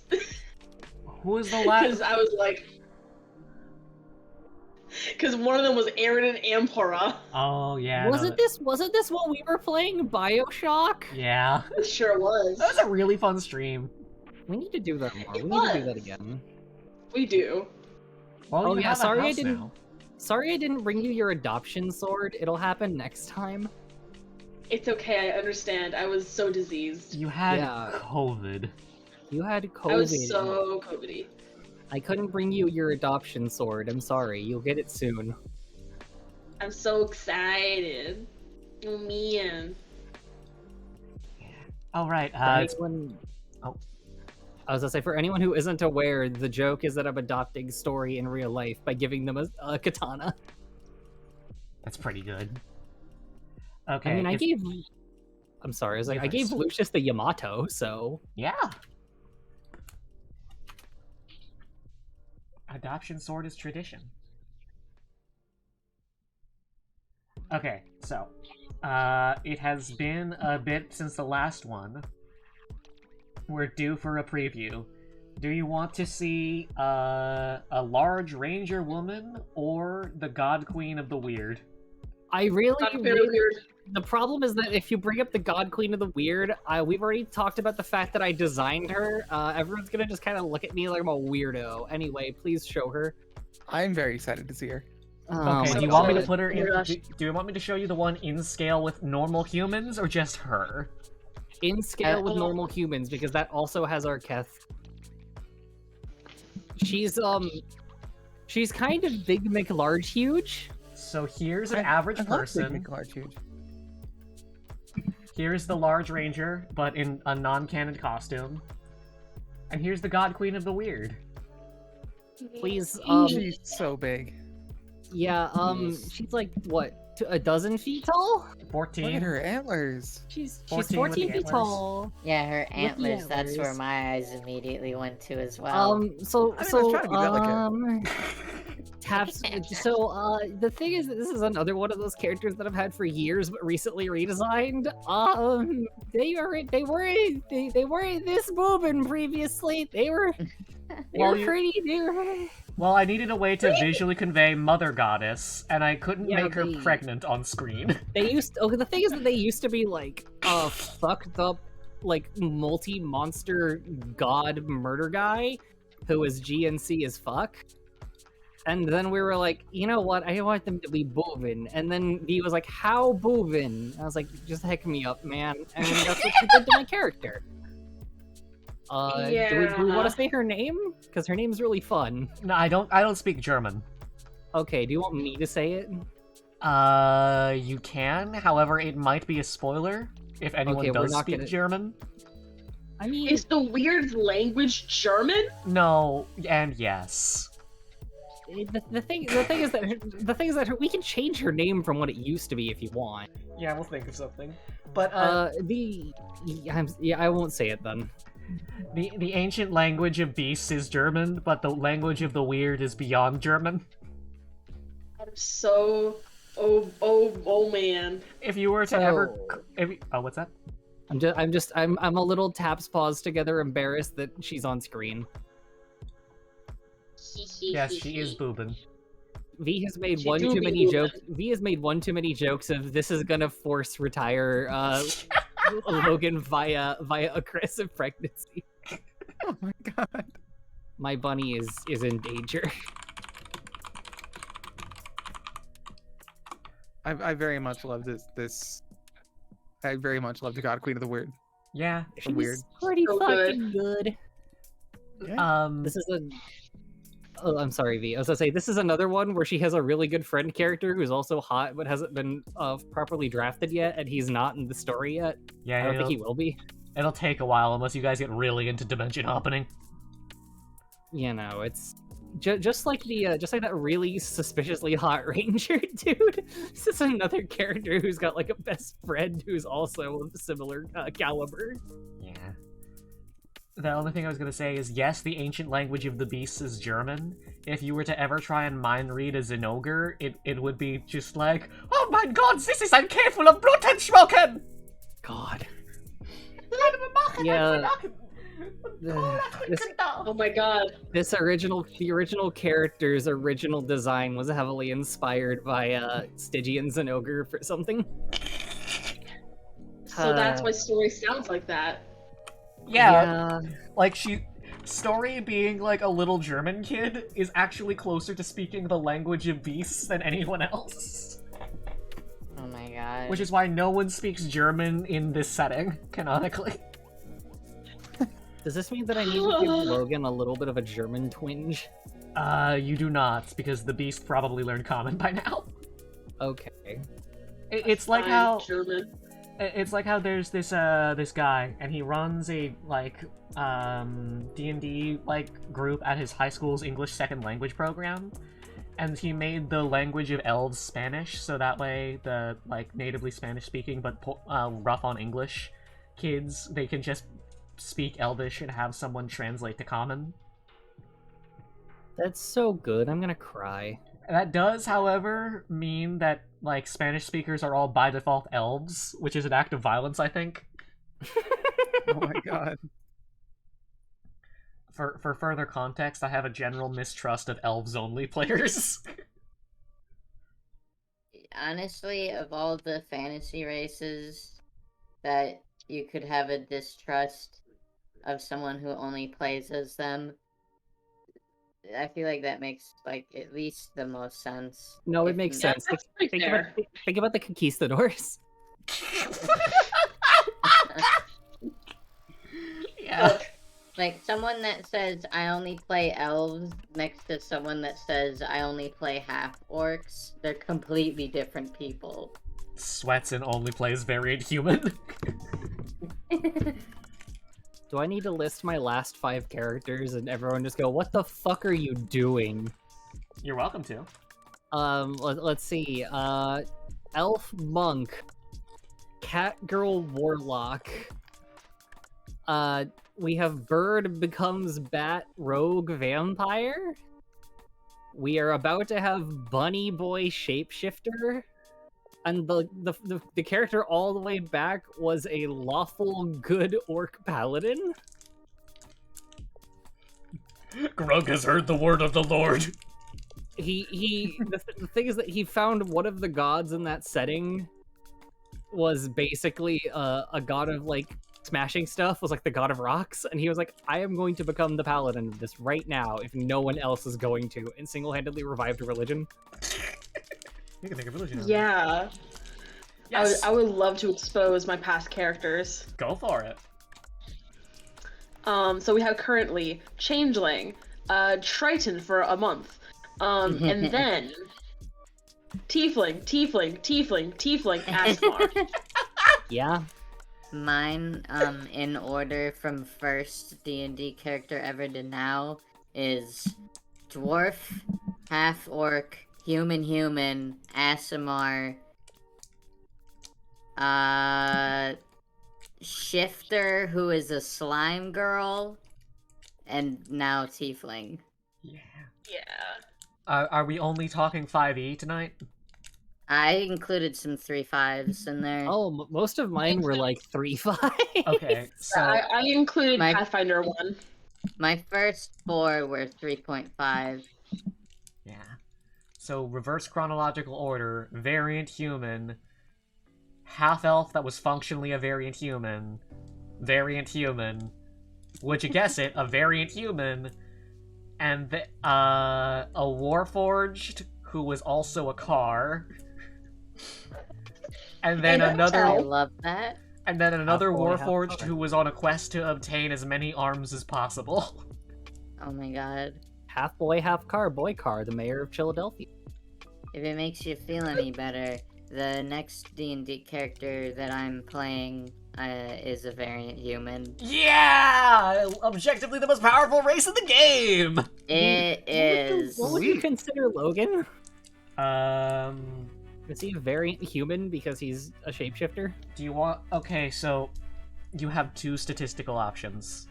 You could either make him a variant human because his class is shapeshifter, or if you were to not be a shifting related like class, but still wanted to be a Banui, you would have to be a halfling.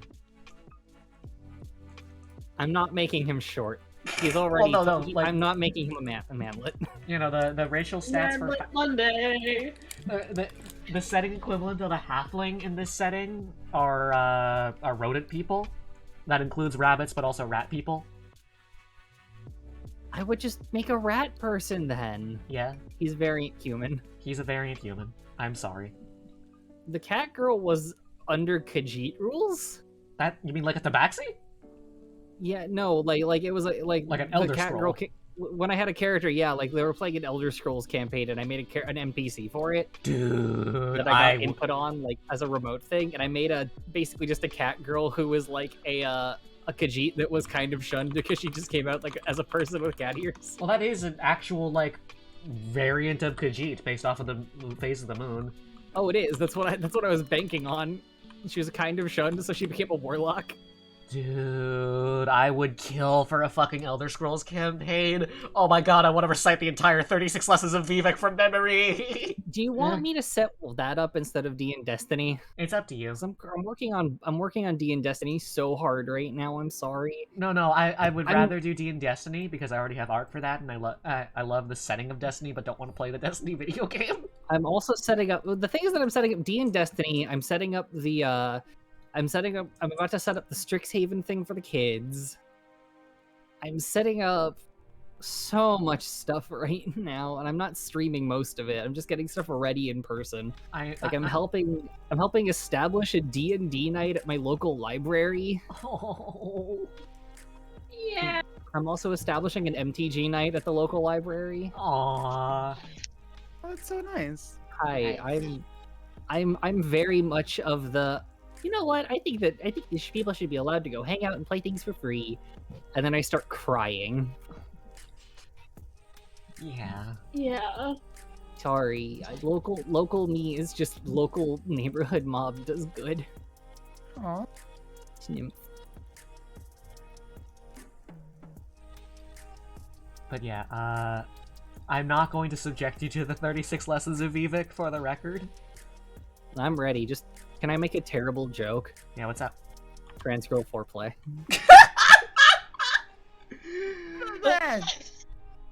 What?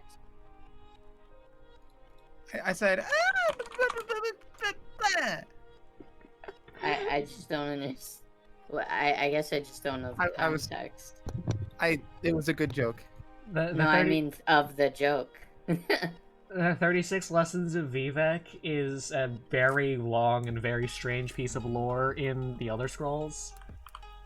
Wasn't it written on LSD? It was written on psilocybin, actually. Psilocybin over a week. Yeah. Yeah. And while the guy was locked inside of his house, like, just stoned off his balls. And it's extremely long. It is literally 36, like, multi-page sermons.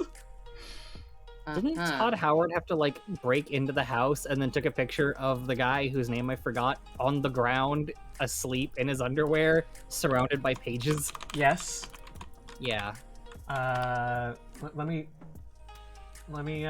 see the... Yeah. Here's the photo of the man himself. Can you tell me his name? I keep forgetting, and my brain is autofilling Magic the Gathering people. Michael Kirkbride. Thank you, Michael Kirkbride. Oh, I'm sorry, there he he was on is. psilocybin and LSD simultaneously. Dude was crossfaded into another dimension. Holy shit. It's the Fucking lesson. damn. Doing psilocybin Oh. or LSD is already a lot. Doing them at the same time might just let you actually become the Elder Scroll. Yeah, no, he got geeked out on turbo space barbiturates and then saw Karlach. Oh Permission to say my something God. horrible? Yeah, what's up? The last time I almost got that crossfaded, I found myself on the fucking moon. Wasn't that like didn't you commune with the moon spirits though? Let's not discuss religious purposes during a behind-the-scenes event of a TV show. Yeah, that's fair.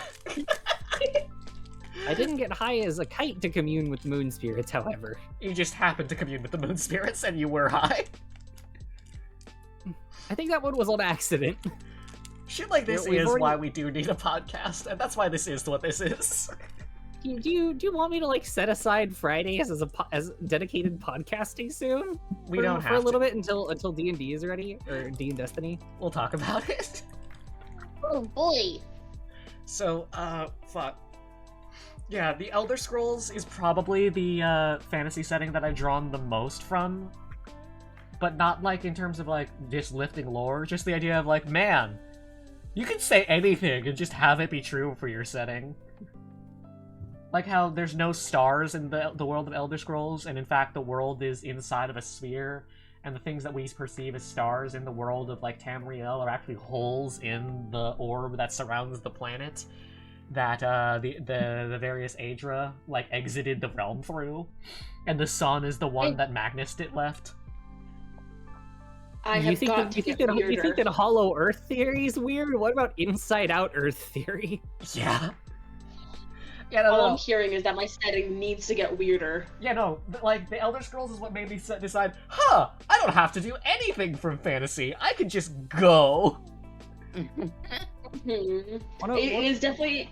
Oops, sorry. I was like, one of my favorite fucking details in the Elder Scrolls is that the elves are trying to kill enough gods to like kick the leg out of the table of reality and see what happens after. They don't even know. They're just so curious. They're accelerationists who are trying to end the universe via deicide. Yeah.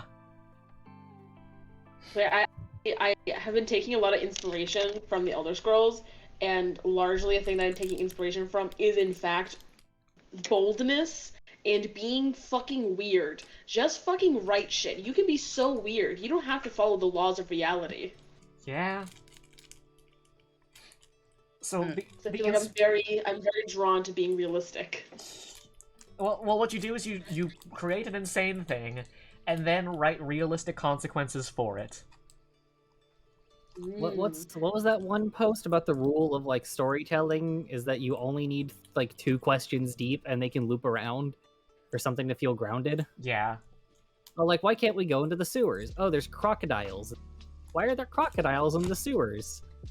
Because the And sewer then, priests like, keep letting them out. Why are there priests the in the sewer- sewers? Worship God of Decay. Well, what does the God of Decay have to do with any of this? And basically, and it just loops so on and so forth. Well, it turns out that the priests like killing crocodiles, and crocodiles are really good at eating bodies, and so on and so forth. Yeah. You only need to go like 2 to 3 questions deep for something to become believable. Yeah. What if it was you can't go into the sewers because there's crocodiles? Why are there crocodiles in there? Because you can't go into the sewers. People keep letting out their exotic pets in the place where you can't go. They were put there so you can't go into the sewers. Equally valid. The big bad evil guy released a bunch of crocodiles into the sewers, specifically to stop adventurers from infiltrating via them. That would work so good if you had like an established unhinged villain. Yeah. Speaking of, Man, I love a good unhinged villain.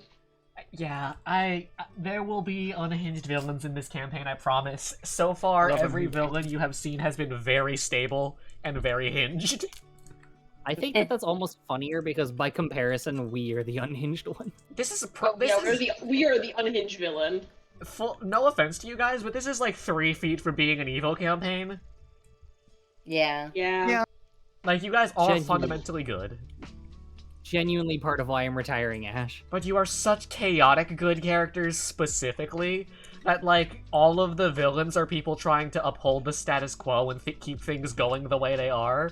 And if the status was, like, good, you guys would be fucking monsters. But because the status quo is kind of questionable at best, it's fine. I'm just a silly little Evil guy. campaign actually sounds kind of fun. Okay, so there's one problem with evil campaigns, and it's that people keep pushing limits. Like, if you were to run an evil campaign, in order to, like, maintain longevity, you have to escalate the evil that you are, performing. Because, like, it doesn't feel right if you start with, like, I'm gonna rob a bank, and then end with, and I'm gonna rob a bigger bank. No, eventually you're gonna have to start by killing people, right? Or and after you start killing people, you're like, I'm gonna have to start, like, escalating how I kill people. And it's always a question of pushing the envelope. I have a solution to that I wanted to try, but I have no idea how to. Oh? Where all the characters are specifically punch clock villains. Oh, like everyone's henchmen who are only doing it, like, for the paycheck? Basically, like oh, you're henchmen. Like, it's a goons campaign. Or specifically, like, you're a villain, but you have really low aspirations. Oh my god, I want to do Kinda like that a lot. Like Despicable Me.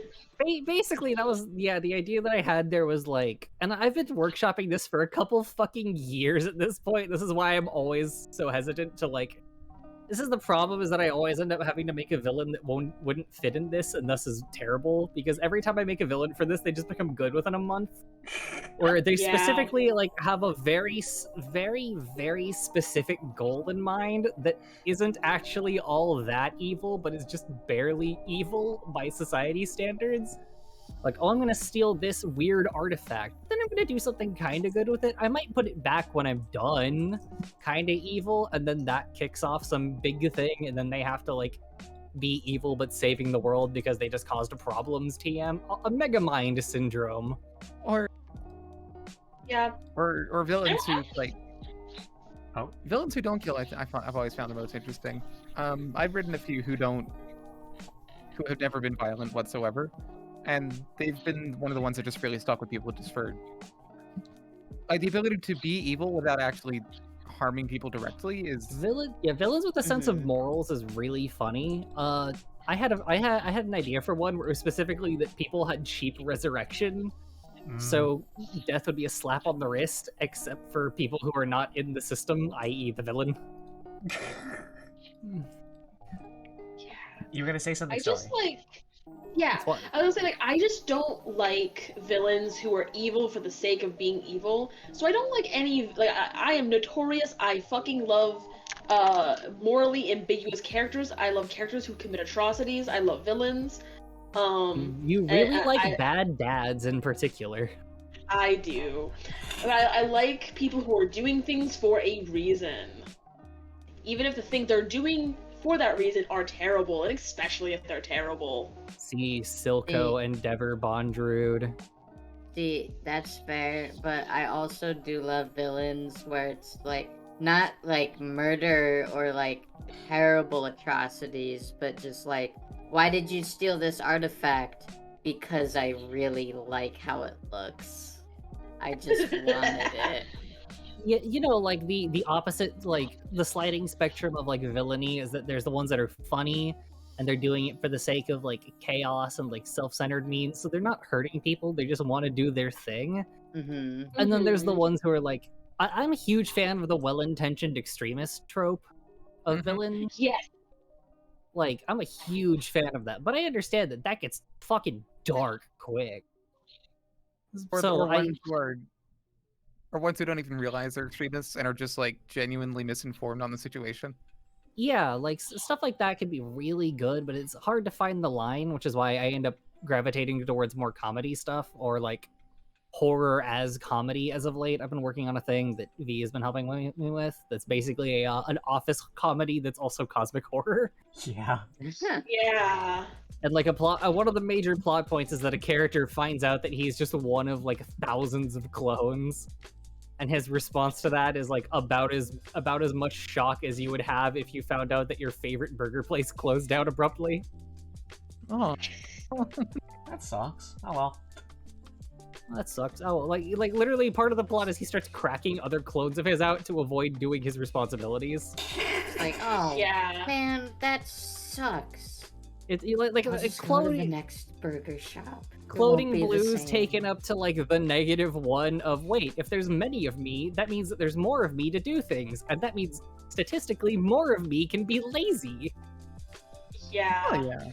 I always wanted a clone so I could just send it to work, and well, eventually the clone would probably hate me. I have And then, one you I have know. one problem with this plot now, Hmm. which is that because of L and V's recent work on updating Lambda lore, I can't have the same character be the cloned one because he's now one of Enva's sons. Yeah. I have been doing a lot of There are updating. consequences to adoption. Oh no, this isn't an adoption plot. Y'all will see in the come time. Oh Y'all will see boy. my funny little unicorn boy. The Lambda Hellhound update is gonna be really fun. Oh boy.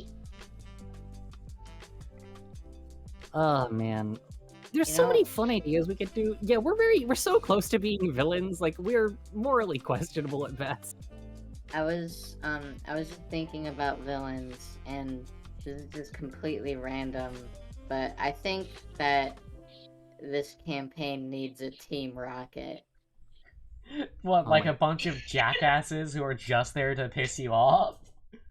Yeah, but like they're funny, and they, every time they show up, we're just like, oh, it's these clowns. Can I Yeah. permission to say something horrible for mean- that, V? Yeah? Beacon's right there.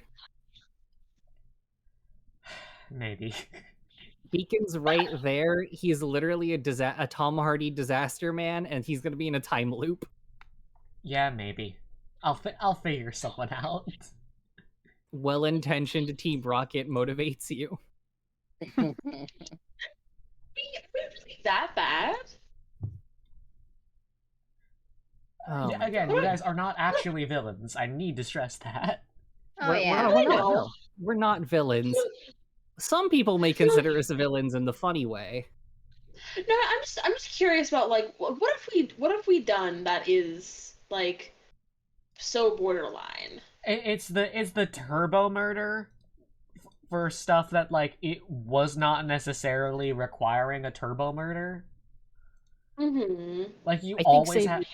Oh, what's up? I was like, I think saving a prince necessitates turning a person into legs. Yeah, Fallout 4 style. but like during the shakedown, it very much was not supposed to be to the death in their eyes. Like it was supposed to be like a light roughing up, and then they go home. You know, as shakedowns tend to go. And then we turned a man into a Capri Sun. We fucking lobotomized one with a dagger. We dismembered Goonsin and we hired someone else. Yeah. It's pretty true. And it's also your like flippant disregard for law. And I- don't get me wrong, I am not like a law-abiding citizen, like you gotta listen to the cops kind of girl. But I am someone who like acknowledges the function of law in most societies. I think that Mhm. Shakedown one was really interesting because we even like said at the beginning of it we shouldn't kill these guys. It would probably bring a bunch of Unexpected consequences. Yeah, that we don't want to deal with. And then they just sort of were killed anyways. Yeah, you guys did super butcher them. And you always have the option mechanically to take people alive. Like, lethal damage and non-lethal damage doesn't really exist in 5e. All damage is damage and you can decide it's non-lethal. I kind of forget that that's an option, or I won't intend for it to be like I always think that an encounter is going to go like, oh, we bring them down to like they fall down, and then we will decide what to do with them, but then they get super murdered. Yeah. And I'm like, oh no, we disintegrated them. Permission to say a terrible thing. Yeah. This is what happens when playing Paranoia for 10 years rots your brain and people have respawns. You're so used to everyone coming back that you figure it's fine. I'm operating off of time loop rules where I'll just sleep until it resets, which is funny because Logan's not going to be a murder boy. Like, Logan has a Nodachi and a Naginata. He keeps them sheathed until it's time for kill. So he's going to be bonking people with a big stick for the most part. And I do want to mention, Amwa didn't tear off Gunson's arm intentionally. Yeah. He That was one is raging. just like what happens when you swing a fucking hammer at or a fucking halberd at someone. I thought Who it is was because I not lost the wearing will armor. check. Huh? I thought it was because I failed the will check. That too. You were also a barbarian. That is true. Like, that is the way of things. This is the way. I don't think I killed anyone that fight. All I remember is just slowing Goonson down to crawl. Yeah. Permission to say a horrible thing. Almost all of your kills have been indirect. Oh Yeah, yeah, no, you- absolutely. You just caused horrible things to happen to people's insides or brains, and then they cease to It- exist. It's like a little fucked up, but like, well, no, it's a lot fucked up. But the little fucked up thing is that in Serenity's head, she's kind of like, well, I'm not the one that killed them. Ash did, with my Yeah. help. Yeah, just because I mind controlled them in front of a murder truck wasn't me. You put them in front of the Isekai mobile, and the Isekai mobile is a cute divorcee. Wow, The Isekai mobile is a hot mom. Wow, I sure love being a single mom with several kids, and also a new wife. Oh boy, killing time!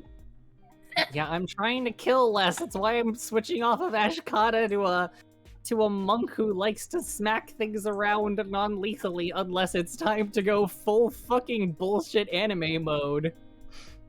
Y'all Yeah. ever watched a giant werebuddy use a fucking greatsword like a katana? I would like to. I would like to very much. That's happening soon, TM. Yeah. Let's see. Is there anything you guys would like to ask of me or each other?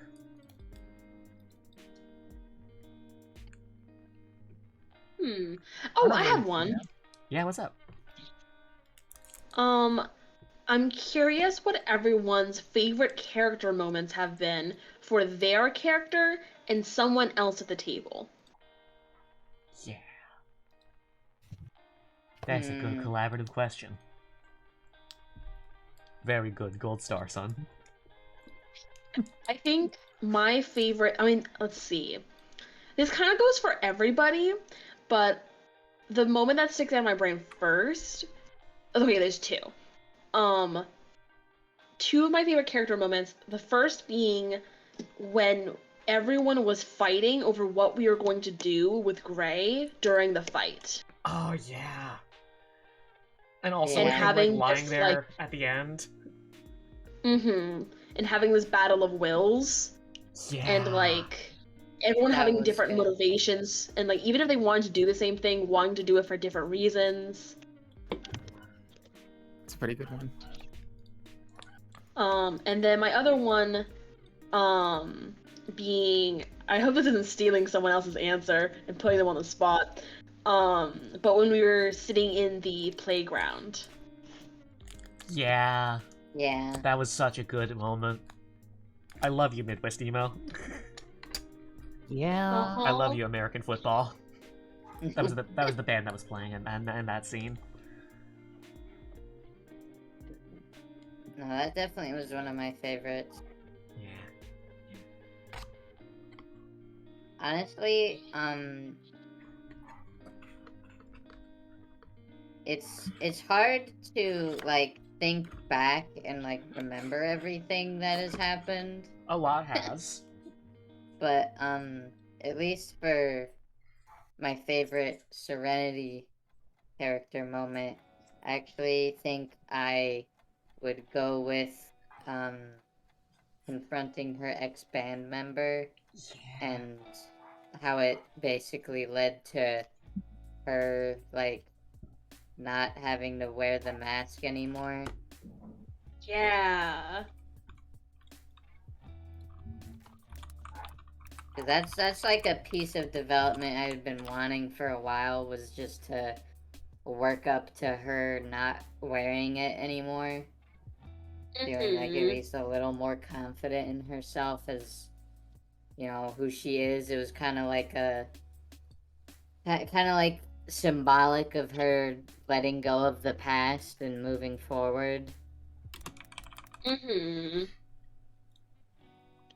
And like, Yeah, I really liked that. yeah, and like, apart from the previous arc that stuck out to me was when fuck, why can I not remember Big Cool Orc Man's name? Zaro? Zaro, yes. I was getting his name confused with a character from my offline campaign. My second guess would have been what's it? Riga and Vito. I No, love Riga it and was Vito. yeah, no, I just one time Zaro like the party was like talking about scars or something. And like Serenity's got brought up, and he was like, oh, sometimes they're not always like good stories, but they're like, I forget exactly what he said, but like it was something along the lines of, even if they aren't good stories, they're still like part of you or something like that. Yeah. And then Yeah. like the I don't know, the journey from that to now. That's my favorite one for Serenity. For the other characters, give me a moment. You're And I good. will think of something. I have an idea for what might be one of my favorite story moments. Oh. Mm-hmm. I don't know if I don't know if this may not be like my absolute favorite, but I think the moment when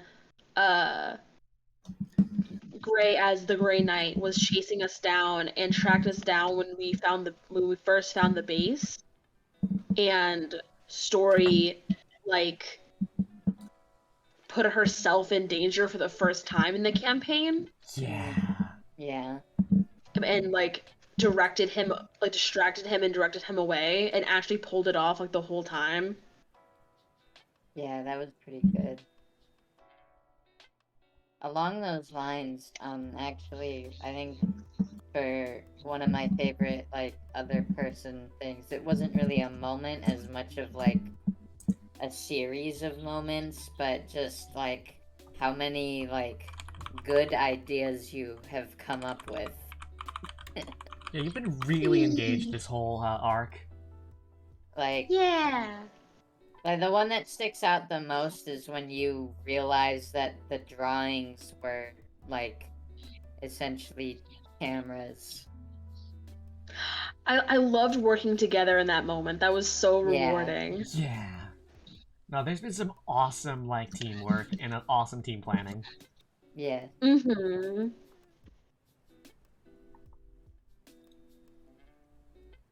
I think because like this is I mean it makes sense because like this is the first arc that like me as a player and Story as a character have been in from the beginning. Yeah. Yeah. Because for the last arc, you know, I came in towards the end, and like Story wasn't like super tied in and like was kind of just like a not necessarily a bystander, but was kind of watching on while the rest of you finished this leg of your journey. But now she's been like a part of it from the beginning. Yeah. Yeah. It's good shit, man. Yeah. It's gonna be interesting when Ashkata is like retired for Logan, and then it's like, the only characters that have been here the entire time are Serenity and Amwa. Yeah. Yeah. Mm-hmm. And Hey, Ren, Erica. Alma's not the same person she was in Oh Survive yeah, and Library. Erica. I'm so sorry, I always forget. I thought that Erica was gonna stay behind with her fawn, not GF. No, there has to be like a period of long distance where they're like away from each other and constantly sending each other hate letters. That's Oh, of great. course, of The course. rituals are intricate. The The rituals are intricate.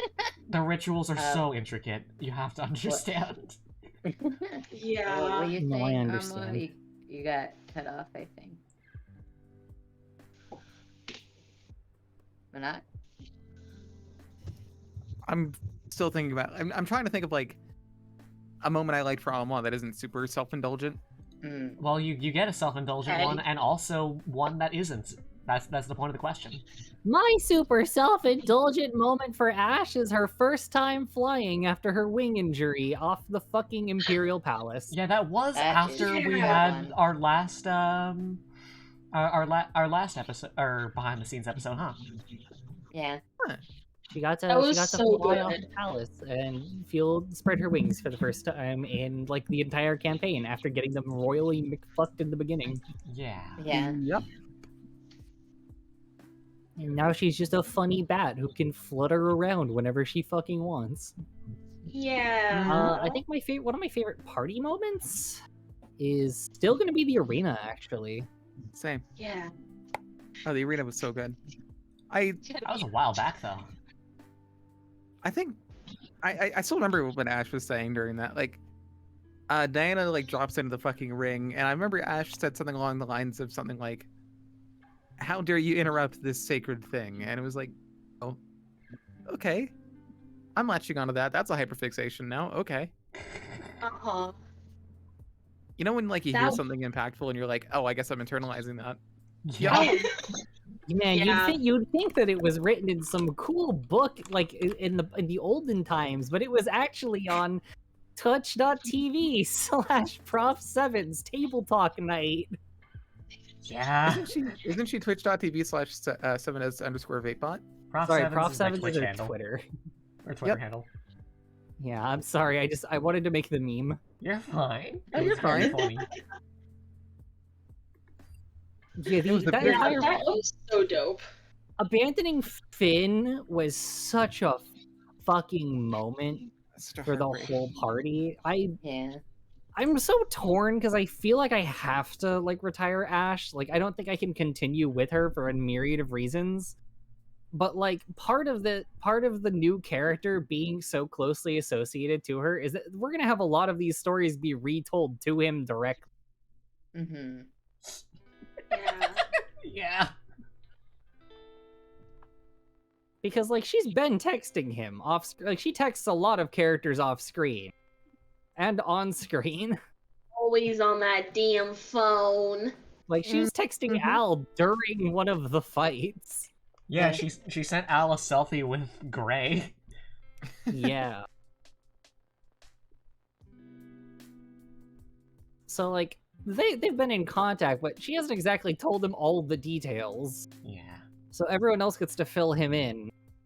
And I'm excited to see what kind of repertoire Logan builds with everyone in the party. You mean Yeah. it was four? Rapport? Yeah, I'm sorry. I'm not really smart. I'm kind of dummy. I have dummy disease. You're very Oh, silly. you're so smart. My brain is full of funny little shapes and numbers, and none of them make sense. Ew, ew. I have a fucking doctorate. I didn't know you had a doctorate until today. I What's have a a doctorate in? I have a fucking PhD in historical preservation of in like historical artifact preservation. Holy shit. Huh. You know, it's super sick. My thesis was repairing a helicopter from the fucking 60s. That's so Yeah. cool. What the fuck? Yeah, no, I have 2 degrees. You have so much lore. I know. How do you just get cooler the more, like, every time you say something new about yourself, it's just like, goddamn. You say this, but I'm so boring, fail cringe. I don't understand how you're y'all think not. I'm cool. I'm so boring, fail cringe. Our kids do If call anyone you here is cringe. fail cringe, it's me. I have, like, literally nothing impactful story-wise. I have never done anything interesting in my life. I haven't. Like last week was the first time I cooked a burger. Dude, That's what? good. How'd it That was your go? first time burgering. I mean, it was really good. It was Yeah. from HelloFresh. Fuck yeah, HelloFresh dude. keeps trying to get me to rejoin, and I'm actually kind of tempted. And then we did an ad for HelloFresh on our Twitch. No, honestly, if they tried to fucking sponsor me, I'd say yeah. I'd only Same. do it on the condition that they send me a shit ton of free food, like a comical Oh amount. yeah, That's what they do when they sponsor you, though. Dude, you know what I have? Oh my god, the weirdest part of my work, I have to like email influencers constantly asking them if they want free weed. Yeah, you've told me. amazing. Oh my god. And the thing is, there's no like market value for how much like weed advertisement and influencer like advertisements go for these days. So like this one group, they have like what, 1,000 or so followers. They were asking for $700 a video. This other guy had 50,000, and he was like, "Yeah, $350 for a 5-hour video, sure." What a Yeah. Chad. Lad moments. So obviously my boss was like, "Fuck yeah, do both of them," and I'm like, "What?" Oh my god. He's like, "Yeah, man, listen, there's 2 things we have in excess of, and that's weed and money." Oh my god. Sorry that we ended up talking about lore for a moment. No, that's good. You know, my lore is very, very, very happens, and if you keep up with it, you always go, "How did you do this?" And I always have the same response of, "I tried speed running a Death Wish, and it didn't work." That's Oh, And Yeah. now, it's a joke at this point. Well, now you've got the low domestication percent world record. I have the domestication percent world record. Yeah. How fast can you go from in the military to teaching kids to play Magic the Gathering? Answer? It depends on if this is a tool assisted speedrun. Hi, I'm Oh the my tool. god. Yeah. A sentient jewel. Yeah! Dude, you know what the best part about these new antlers are? It means that you have multiple vape extrusion zones. 5 per side! Oh my god. I'm thinking about Vape Fawn as if she was like an incense burner, and like you just put like an incense cone on her tongue, and then it just comes out of her fucking antler tips. I'm a candelabra of vapors. Yeah. I like if a chandelier could get you high. Local. A chandelier gets you high. Oh my god, I was gonna try and pretend to be a Like, normal hard e-girl reading with this piece. soda, and I'm already saying vile things! No! She is related to Vape Fox and Enva, so it makes sense. She's still Can I there. repeat my joke that I made? 'Cause it was really funny. Yes, please. Sorry. No, it's okay. I'm just like, no, I need recognition for this. You said this, it's like a chandelier that gets you high, and I said that's my favorite part about Beauty and the Beast.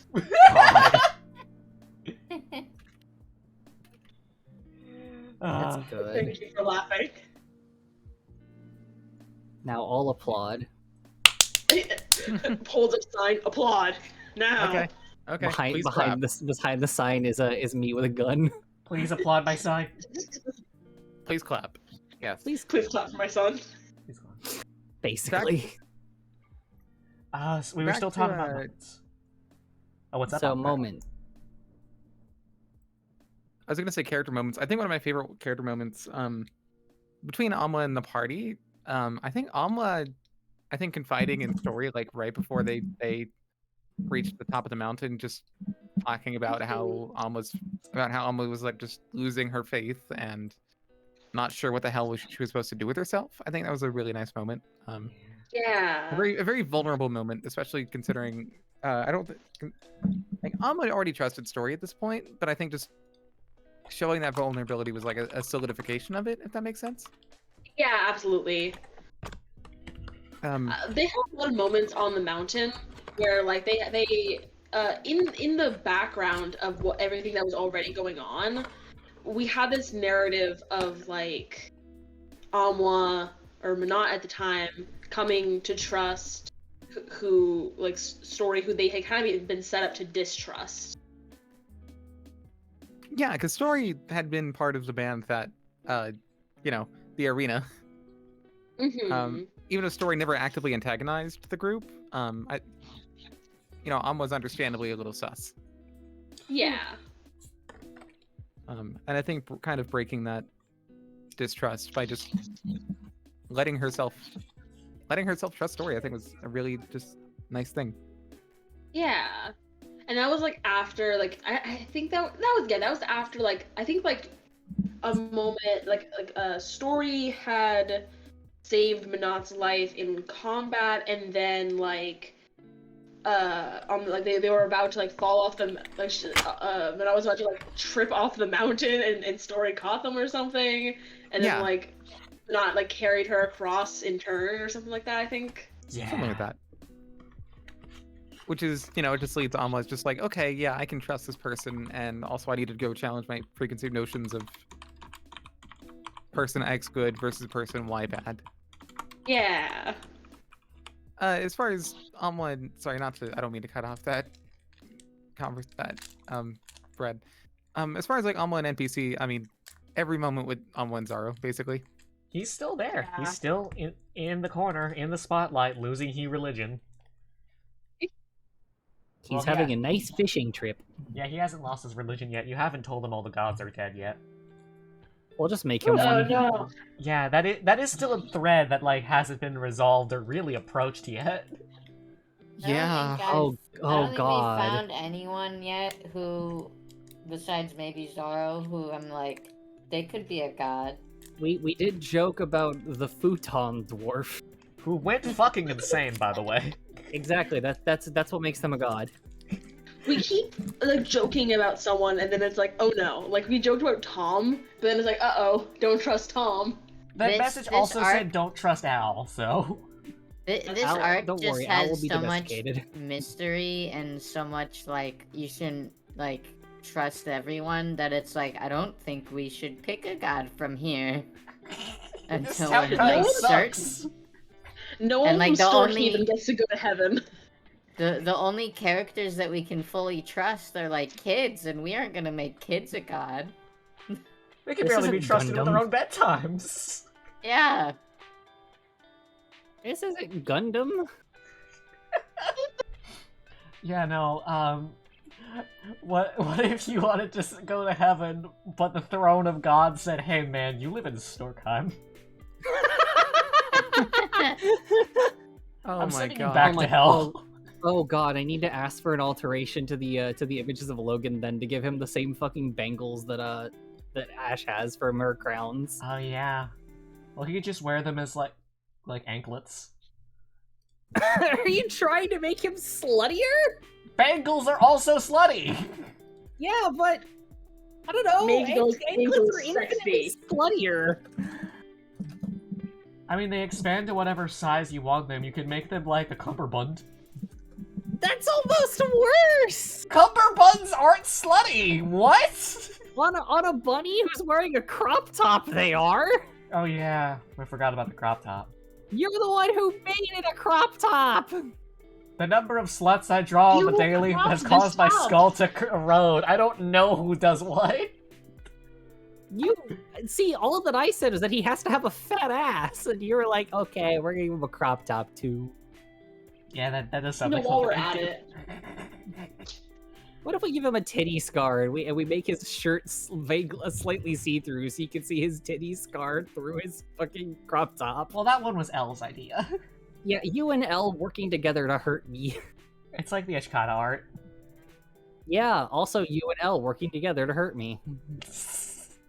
Speaking of art, we got another preview coming up. Do you guys want to see the crab or a large woman? I want to see a crab. I also want. I'm torn. I like women, but I'm just more interested in this moment in crab. Same. See, the thing is that the last preview we saw was a very large woman. Here's a normal human being sized individual. I love you, Krabba. Here is love you, Crab. a grove tender, and here is a grove tender of the ocean. Yeah. Hello, A cove Skylar, who tender, is not if you showing will. up here. He is a cove tender. That's so good. Hello, Krabba. His name is Crabba. Krabba. He's a very large crab. I love you, Krabba. This man is a father. Yeah. Hey V, I have a horrible question. Yeah. Is our team's Woodfather also a dad yet, or is that going to be something that you're going to hurt me with in the future? He's not a dad yet. Okay, He's working on it. I'm so sorry, Willow. You poor fucking dear. Krabba is a very large crab. His backstory is he's a very large crab. I love Krabba so much. Like, literally, as all Woodfathers, Green Mothers, and Grove Tenders and Cove Benders are, they're a construct made by beasts to tend to a section of the wilds. He's from the coast. This man would invite you to his beach house to have sushi. This guy would invite you to his beach house to have sushi.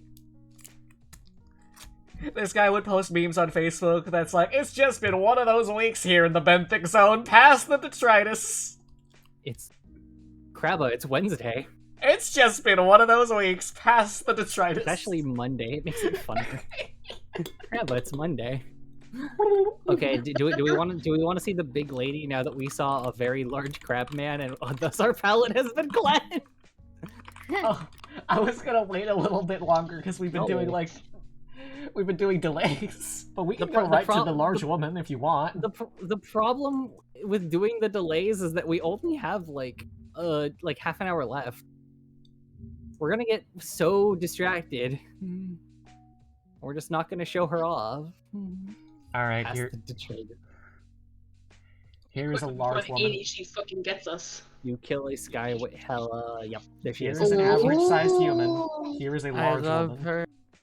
Hello. Yeah. I love her. I love the destiny glaive that you fucking gave her. I needed we needed a weapon that would be suitable for her size. That Yeah, also she- is like that's like time period agnostic. As opposed to her usual existence as a fucking Halo character. You know, she was originally a Spartan OC that I've turned into her own thing. Her talents God. are being large, being strong, and smelling good. Wait! You're forgetting one of the most important one of her most important talents, Yeah. which is hugging a teddy bear so good and saying, "Yeah, we cute. Keep it moving." Yeah. That is a reference to one of the original fucking reference pictures of her. I think she had like a shirt on it that said "fuck," but I spelled it wrong somehow. Yes, she did. I'm kind of a ditz. So I'm excited to see her in the setting too, because this is the weirdest place we put her in, and we're putting her in some pretty fucking weird places outside of the campaign. Yeah. You'll figure out what her deal is eventually. For now, though, large, scary lady. You might be wondering, V, why don't you draw anyone with like suitable clothes for any environment ever? I don't wanna. Boring. No fun. What do I look The like? last- BF4.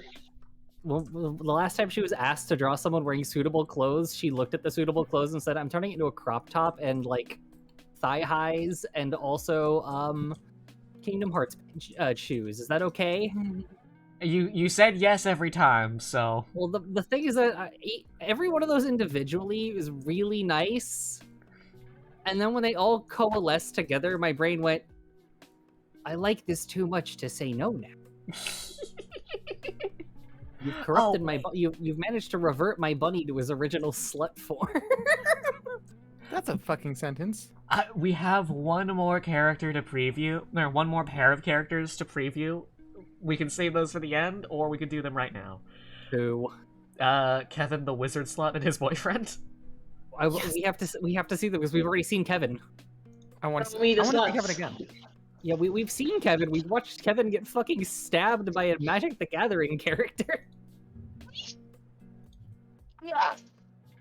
Hi, Oh my Kevin. god, look at them. Hi, Kevin. Kevin's so cute. Yeah, meet Yeah. Kevin the wizard slut and his as of yet unrevealed boyfriend. You will find them soon. I'm excited. They will I be in can't- a fucking situation. I'm excited just to find the situation that these two idiots are in. Situation. They are unique among all wizards in that they skipped the hate part of the love-hate relationship, and I've just been like too shy to talk about it. That's really good. Oh. The funny thing is that Kevin's been around for a while, but his newest incarnation's so fucking great. And it's so funny that I've just now discovered he's apparently had a boyfriend for a while, because every time I write him, he's a fucking strikeout. It's cosmically aligned because his character is like his assigned like boy has been like out of commission for a long time.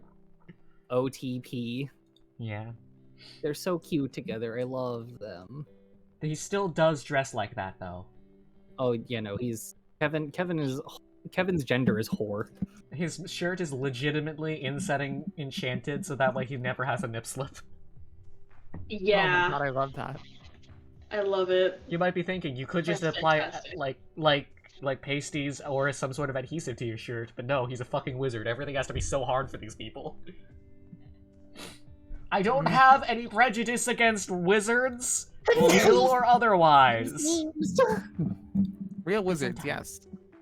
So mean to wizards. I have no bad blood with any magic users. Anyone in this city who tells you otherwise is slandering me. I have not been kicked out of any of the magic stores in this city. He's been I kicked am out a of all of them. normal and good person. She's been kicked out of so many of them. She's lying to you. Don't believe her lies. Don't believe her You lies. have to believe me. I haven't been kicked out of a single one. I've especially not been kicked out of any of the ones that are allegedly like all-inclusive magic stores, but then are straight up like selling stolen sage. Don't believe her lies. Do you believe her or do you believe me? I'm your friend. I am normal and good, and I don't get kicked out of magical buildings on purpose. I don't challenge magic users to psychic duels to see how bad I can give them a headache at a distance. I don't go to local psychics and hit them with fucking mind blasts to see if they can feel them. It sounds pretty understandable. I support this. You shouldn't support it because I haven't done it even once in my damn life. She's done it so many times. She's lying to you. She's trying to girl boss gaslight you out of thinking that she can zap your brain into forgetting entire days from a distance. I've only done that a few times. I mean, I haven't done that at all. Shit. I forgot my own Anyway. lie. Fuck. She just admitted it. Anywho, moving on. So that's been the preview of some of the characters for the upcoming arc.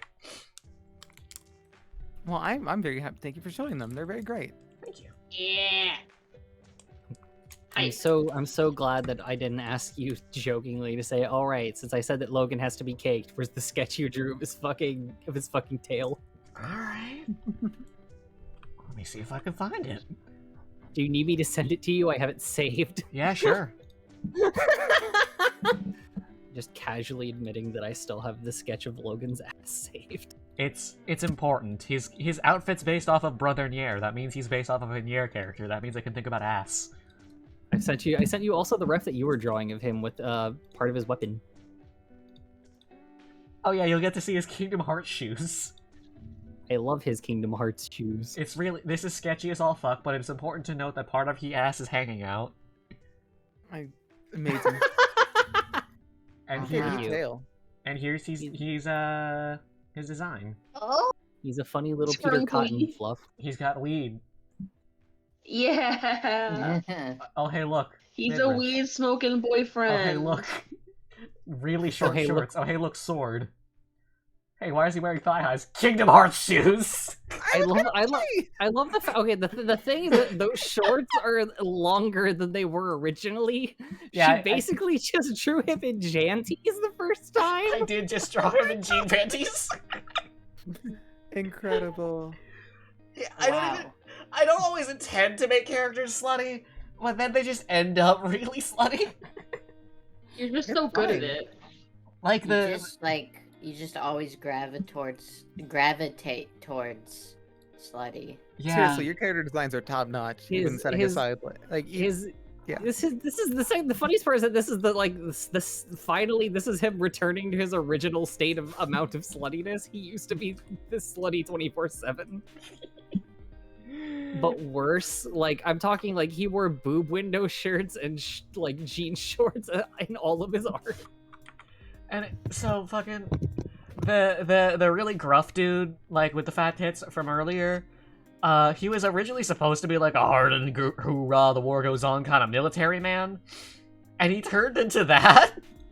You say that, but we literally all that I gave you for his design was he's a Tom Hardy disaster man. Well, yeah, I mean, like the visual pitch that I had that I was originally gonna go for was for him to be the generic Call of Duty man to Cat's Call of Duty woman, Yeah, but he ended up being weirdly slutty. Like, look at that low cut fucking like that non-existent cut hoodie. good. That is a hoodie.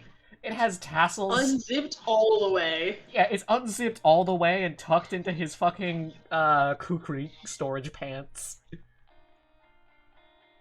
Look at that, like, tastefully disheveled haircut and weirdly Yeah. pouty lips. What the fuck was I doing?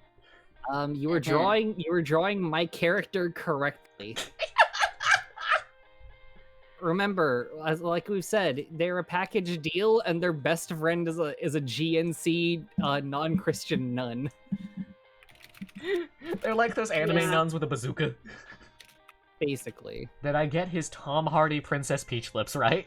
yes, it's perfect. His amount of terrible stubble is good. I'm headcanoning it as itchy as hell. It's terrible. You cannot kiss his face without feeling like you've contracted of some sort of rash or fever. It's like trying to nuzzle a sea urchin.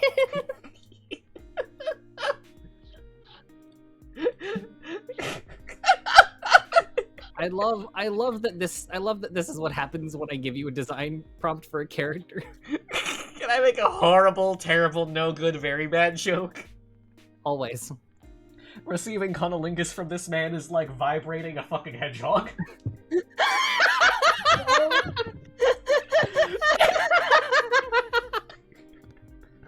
what?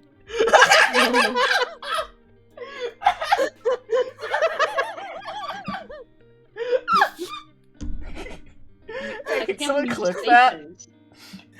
Don't Casey. ask me. Don't keep the part where I ask if I could. Just start with the part where I just like launch into it.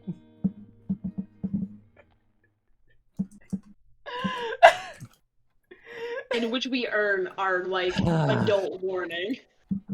This is your reminder that this is an 18+ stream and has always been an 18+ stream. Yeah, this is not. As if the fucking MILF of all monsters and her tits bigger than an 8-foot woman's head wasn't enough of a fucking message for that one. Yeah, but it's one of those things where like this is an 18+ stream and there will be like anime characters that are like boobin. We are not a horny stream. I'm not gonna like ASMR moan into the mic. Instead, I'm just gonna say shit about like cunnilingus hedgehogs.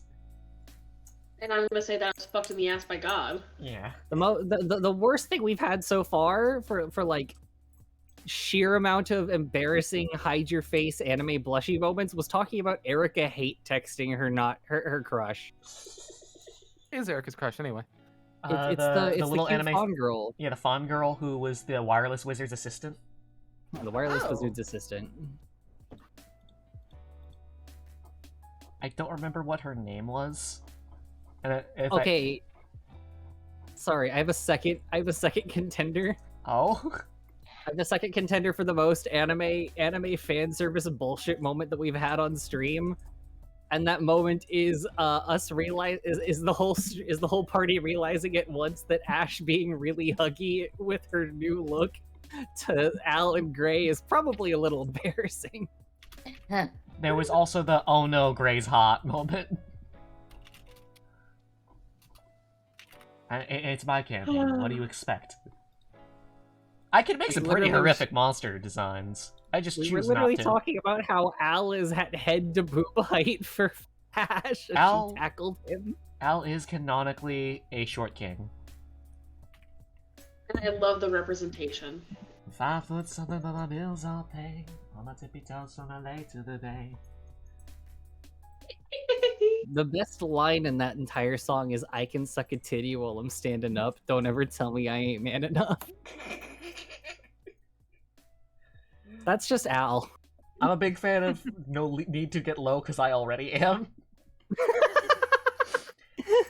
Al is I love that canonically a song. trans-masked short king. Yeah? What a wonderful little individual. And that's why his name is one syllable and he styles himself after Frank Sinatra. Oh my god, I Yeah. never even thought about that. I can't wait for Logan, the single most annoying trans mask in existence, to be in the party. I can't believe Story is gonna have to be masked now. I mean, Logan's entire thing was just the joke that I made for Logan is a similar joke that I've made about myself a lot, which is why I'm so dedicated to actually playing Logan, which is that Logan was a tomboy who specialized a little too hard into boy. don't forget, Ashburn is also trans-masked. He's pretty annoying. Ashburn and Logan would be best friends. I honestly believe that Ashburn and Logan would be best fucking friends, no questions asked. Yeah. I wonder how Logan's gonna react to the rest of the party. I have some ideas. Hmm? Which is that mostly it hinges on, so you're the idiots that she keeps texting me about, and he's gonna have like really funny caricature ideas of all of them. except for specifically Serenity. Nice. Like Logan's Nice. gonna like know, oh yeah, you're the funny little changeling that Ash adopted. You go from emo boy to funny mushroom girl in the blink of an eye. You also terrorize people. That's great. Keep it up, kid. With Serenity, it's just, oh hey, you're Serenity. You're cool. Ash has told me a lot about you, and it's all just normal, cool, like things. Serenity cannot be described in a single word.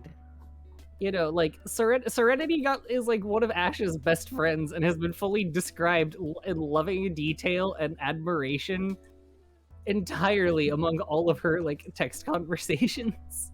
Hell yeah. Yeah. So specifically, everyone else is a scrunky to Logan, but Serenity is just Yeah. like, we're cool. As far as Logan's concerned, it's a party of like 3 Neko arcs, Ashkata, and Serenity. Yeah.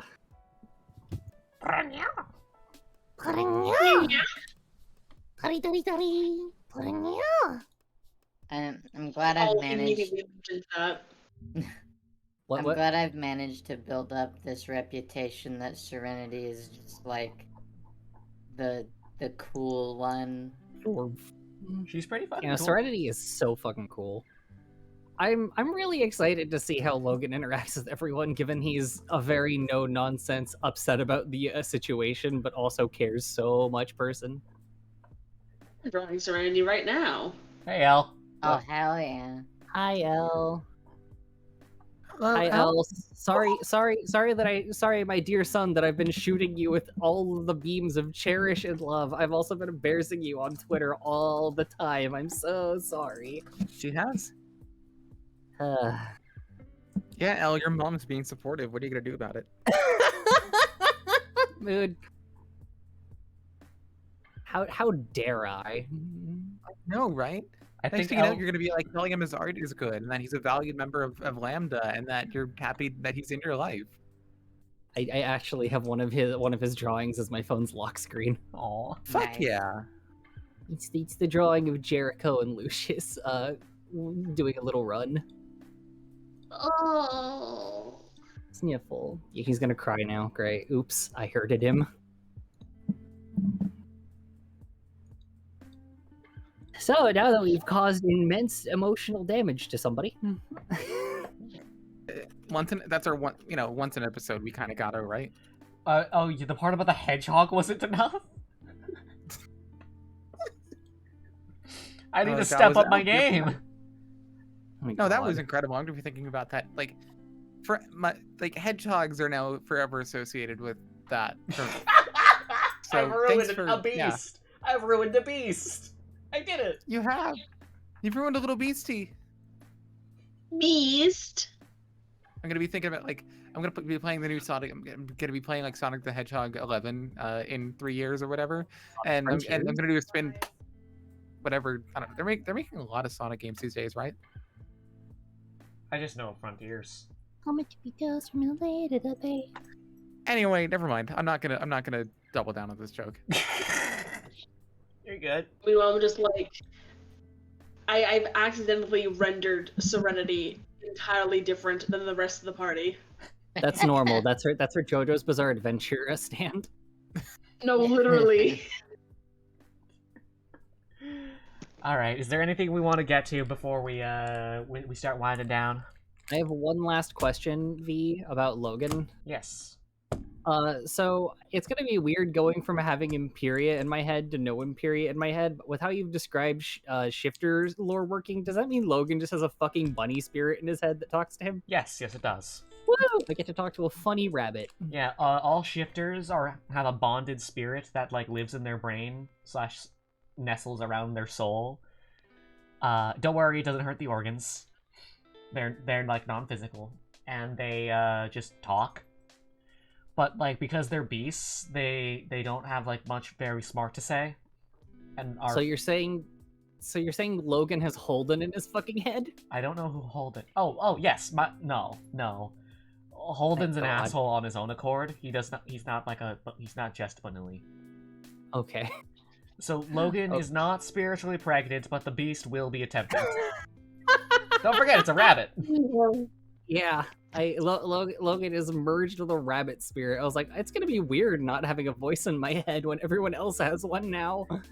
Wait. You know, you'll have the spirit rabbit, and it'll be just like, "Hi, Sniff! Hi!" The spirit rabbit is the part that wants Logan to sniff the pretty ladies. Hi, You know, when I made Story, I really wasn't expecting everyone else to also be haunted. Ash ate Imperia. Ash vored her wife Hracevilger style. Oh my god. I'm gonna have to Google what that means. It's a Final Fantasy reference. I'm sorry. Oh my god, my knowledge is actually relevant. No. It's So also an ornament for the Yellowhorn. Yeah, I have it. I think it's the also short version. Go on. No, it's okay. I've explained it before. V, remember when I told you that there's an entire religion in the game founded on a dragon voring his wife once upon a time, and you have to fight the dragon and his brother a bunch? Yeah? It's that. Oh no, they're not a god, they're a Jotun. My bad. They're a fucked up bird. Who's a fucked up bird? Hracevilger? Like the actual Norse Jotun. Yeah, he's a fucked up bird. A fucked up bird. Yo. Yeah, stanza 37 I'm not even gonna try and pronounce that, but from the Poetic Edda. Oh man. From Snorri, my favorite fucking Viking writing person. Yeah. The Poetic Snorri? Edda from Snorri the Elder. My favorite part about the Poetic Edda is that there's a bunch of stanzas that are just straight up inserted by Christians. I'm full on related to a motherfucker in that book, which is the funniest part. Well, how many people are you related to? Okay, so this is my last tangent, I promise. So, I have one part of my family that goes up to Denmark, you know, funny Viking bullshit, ahoy. Most of my family does not. This is like the fringe. They have a direct bloodline to a dude who is referenced in the Poetic Edda as basically sliding across a frozen lake with an axe raised over his head in anger at someone who fucked up his house and then decapitating them in one fucking swing. What the fuck? I'm a direct Stop descendant. hogging all the cool shit. That's all he does in the entire fucking religious recounting texts. Is Frankly, mood. he skates across a fucking lake and he decapitates a motherfucker. God. Yeah. Icon. I'm directly related to Genghis Khan. So am I. All no. Asian people are. Yeah. That was the joke. That was the joke. Oh man.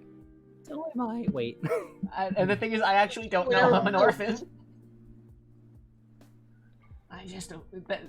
Part of my knowledge, part of why all of the like funny little critters of of the orphan gang turned out the way they did is just because I too was an orphan. Yeah. And I'm like, hey, what if critters? Critters.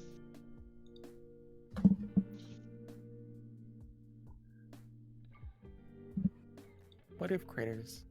Yo, I was just arbitrarily scrolling through MTG art. There's a fucking character who's literally just a T-Rex getting struck by lightning. Yeah, I can you please post that one so I can remember which one it is? This is I think Thrasta Temple's Roar or Tempest's Yeah, Roar. that's what I was thinking. I was trying to find that card earlier when I was assembling beam attack tribal. What the fuck is the point of doing anything anymore when you're not a T-Rex shooting lightning? Honestly. Where is it? MTG is so... Oh, there they are. Yeah, no. My assembling of beam attack tribal isn't like stuff like Zendikar Smite the Monstrous, which I call Warble Garble. Fucking Thunderous Rebuke. I got some other really good cards like that, like Cleansing Ray. Yeah. Vapebot Tribal. Yeah! Summoner, do you want to get into Magic? Because I have a shit ton of decks. We could just hang out and play sometime. I wanna help. I wanna help teach internet adopted son magic. Kind of want to see how my old elf tribal deck stacks up these days. Strategy games scare me. I'm upset that I let V use my magnum opus and she just stomped on me for like an hour. It was great. I play Magic kind of okay. Yeah, I gave her like the deck that I'd been working on for months, my magnum opus demired zombie deck, and she just kicked my ass with it repeatedly. It was fucking great. I figured out what it did pretty quick, and then I hit you with it, and then I hit you with it, and then I hit you with it. I made a smart deck you can play stupid. It has like 7 win conditions. It's great. My locals will refuse to play with one of my decks now. It sucks because I'm still Chun-Li? working on it. Oh my god. Like, it's still a work in progress. I'm still tuning it to make it like more dangerous. And I can't test it on anyone because it was already too dangerous. You just want to like load it onto Cockatrace and test it against me and like some other like bots I make? I was gonna offer. Okay. Can I please share some local game store slander? Please Always. do. Oh my god. Okay, what are we roasting here? Okay, so my friend was telling me that I should try just calling places to see if they are hiring. For example, local businesses that are more artsy, like comic book stores. Yeah. So I would love to work at my favorite comic book store. So I called them, right? And I said, "Hi, how are you doing? I was wondering if you are currently hiring." And he replied, first of all, he had been talking to someone else, so I heard what his voice sounded like. And then he said to me, in an exaggeration of my voice, like a Valley Girl voice, "Oh my god, no, we're not hiring." And then continued his normal voice. Dude, what Where the fuck? was this? The fuck? I will send you, I will DM you. Was this? I really hope this wasn't Raven. Fuck, I love that comic store. Is that the know. point where you then shortly after go to jail for committing murder? Yeah, it's like my favorite friendship cycle. I wanna meet commit someone, murder. I'm cheesed to meet them. The authorities can't find enough evidence to make the charges stick.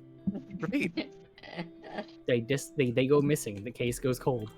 Yes.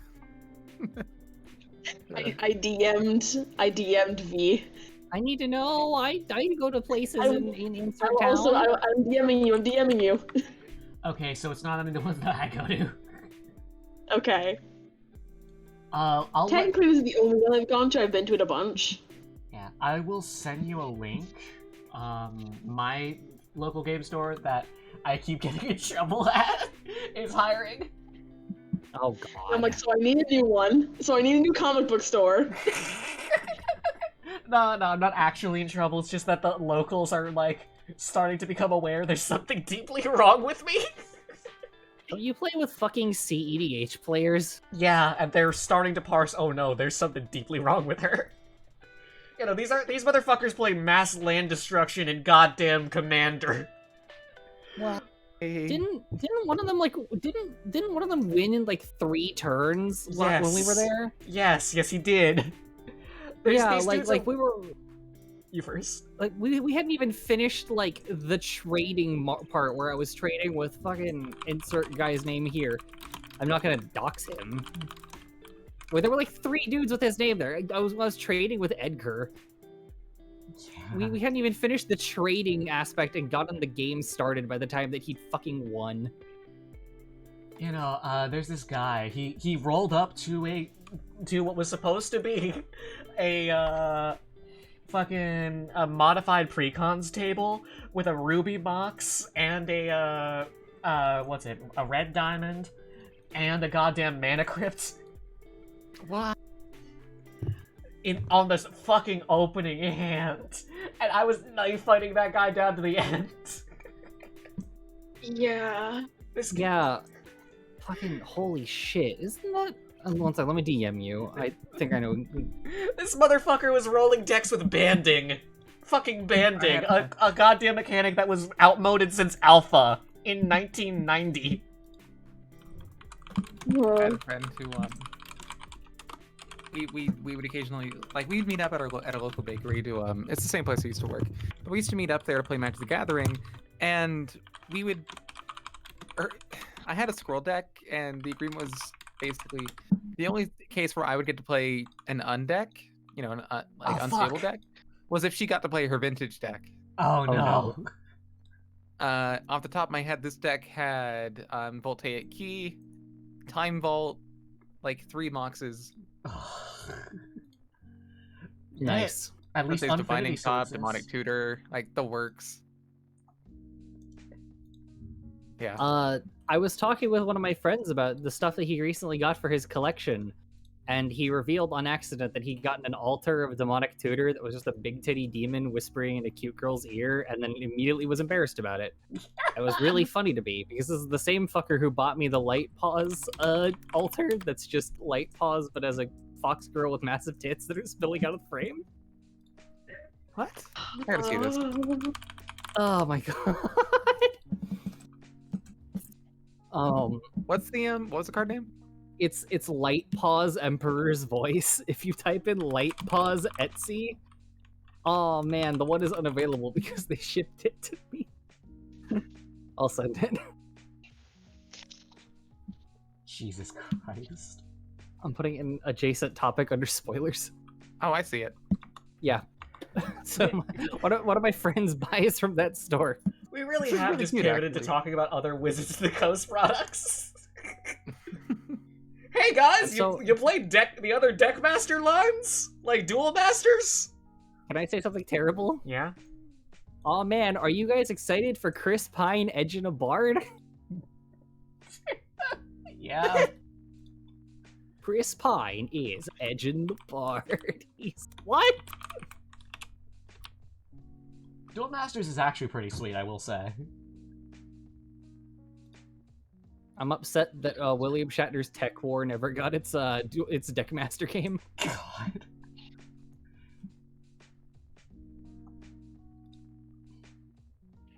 God. This has just been cozy podcast night. Yeah. It's so good. It really has. What's it? I love that we've just been prefaced with the cat with his face around the post this entire time. Oh, Oh That's no! really Wait, no, good. I that's love just it. the post head. That's just the head of the. Oh my god, I've been misseeing that the entire time. Yeah, no, he's been blowing the post this whole time. He's playing Oh my organ. Practicing. Jazz for the soul. Do you want me to post Light Paws? Like for chat? Do you want them to Wait, see V, what- this? V, what Chrome theme is that? It's not. Jesus Opera. Oh, what? It's Opera GX. It's gamers. It's the gamer. It's the gamers browser. Yeah, I like Opera. It's good Huh. for RAM management. It's great for RAM management. It's got a built-in VPN. It's surprisingly secure. Huh. Neat. You know, Opera GX is great. Do you have an affiliate link No. so I can support you if I end up downloading it? God, I wish I It had a fucking affiliate link. No, I ain't sponsored by shit. Okay. Anyways, here's Light Paws, the Emperor's voice, but with large breasts.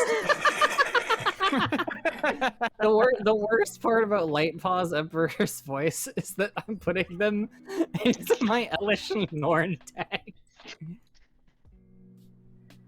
Because the Elish Norn deck is all about like insane amounts of counters and buffs and auras and shit, so I have fucking Thalia, Light Paws, and Elish Norn in one place. I have three MTG waifus as like the pinnacles of a deck. Oh, why am I like this? You're kind of a dweeb. Whoa! I told you guys I'm cringe. I'm not cool at all. I think you're pretty cool. No, you just called me a dweeb. You could be both. All right, it's been 3 hours. Is there anything else we want to say to the audience? Fuck 12, cab, eat the rich, Oh, thanks, bro. keep tuning in. Yeah. Thank you for tuning in to all these weeks. It's been over a year now, and Yeah. they've been wonderful, every one of them. It's wild. It's been all these over a weeks, I year. mean.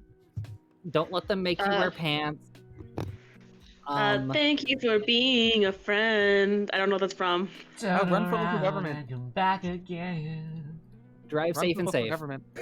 And In drink Minecraft. responsibly, run for your local government. And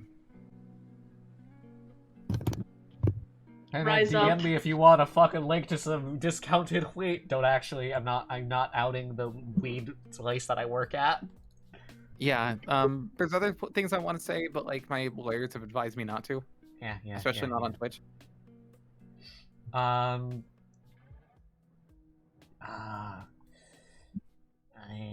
Yeah, no, that's about it. Stream Sonic the Hedgehog. V, is there anything you want to say? Yeah. Thank you all for coming. Thank you for supporting the show. It wouldn't be Yeah. the same without you guys because many of my decisions are made with the audience in mind. Yeah. I'm sorry about how many Ugu Boo Boo Festaroos are in this campaign. I will not stop. Night, everyone.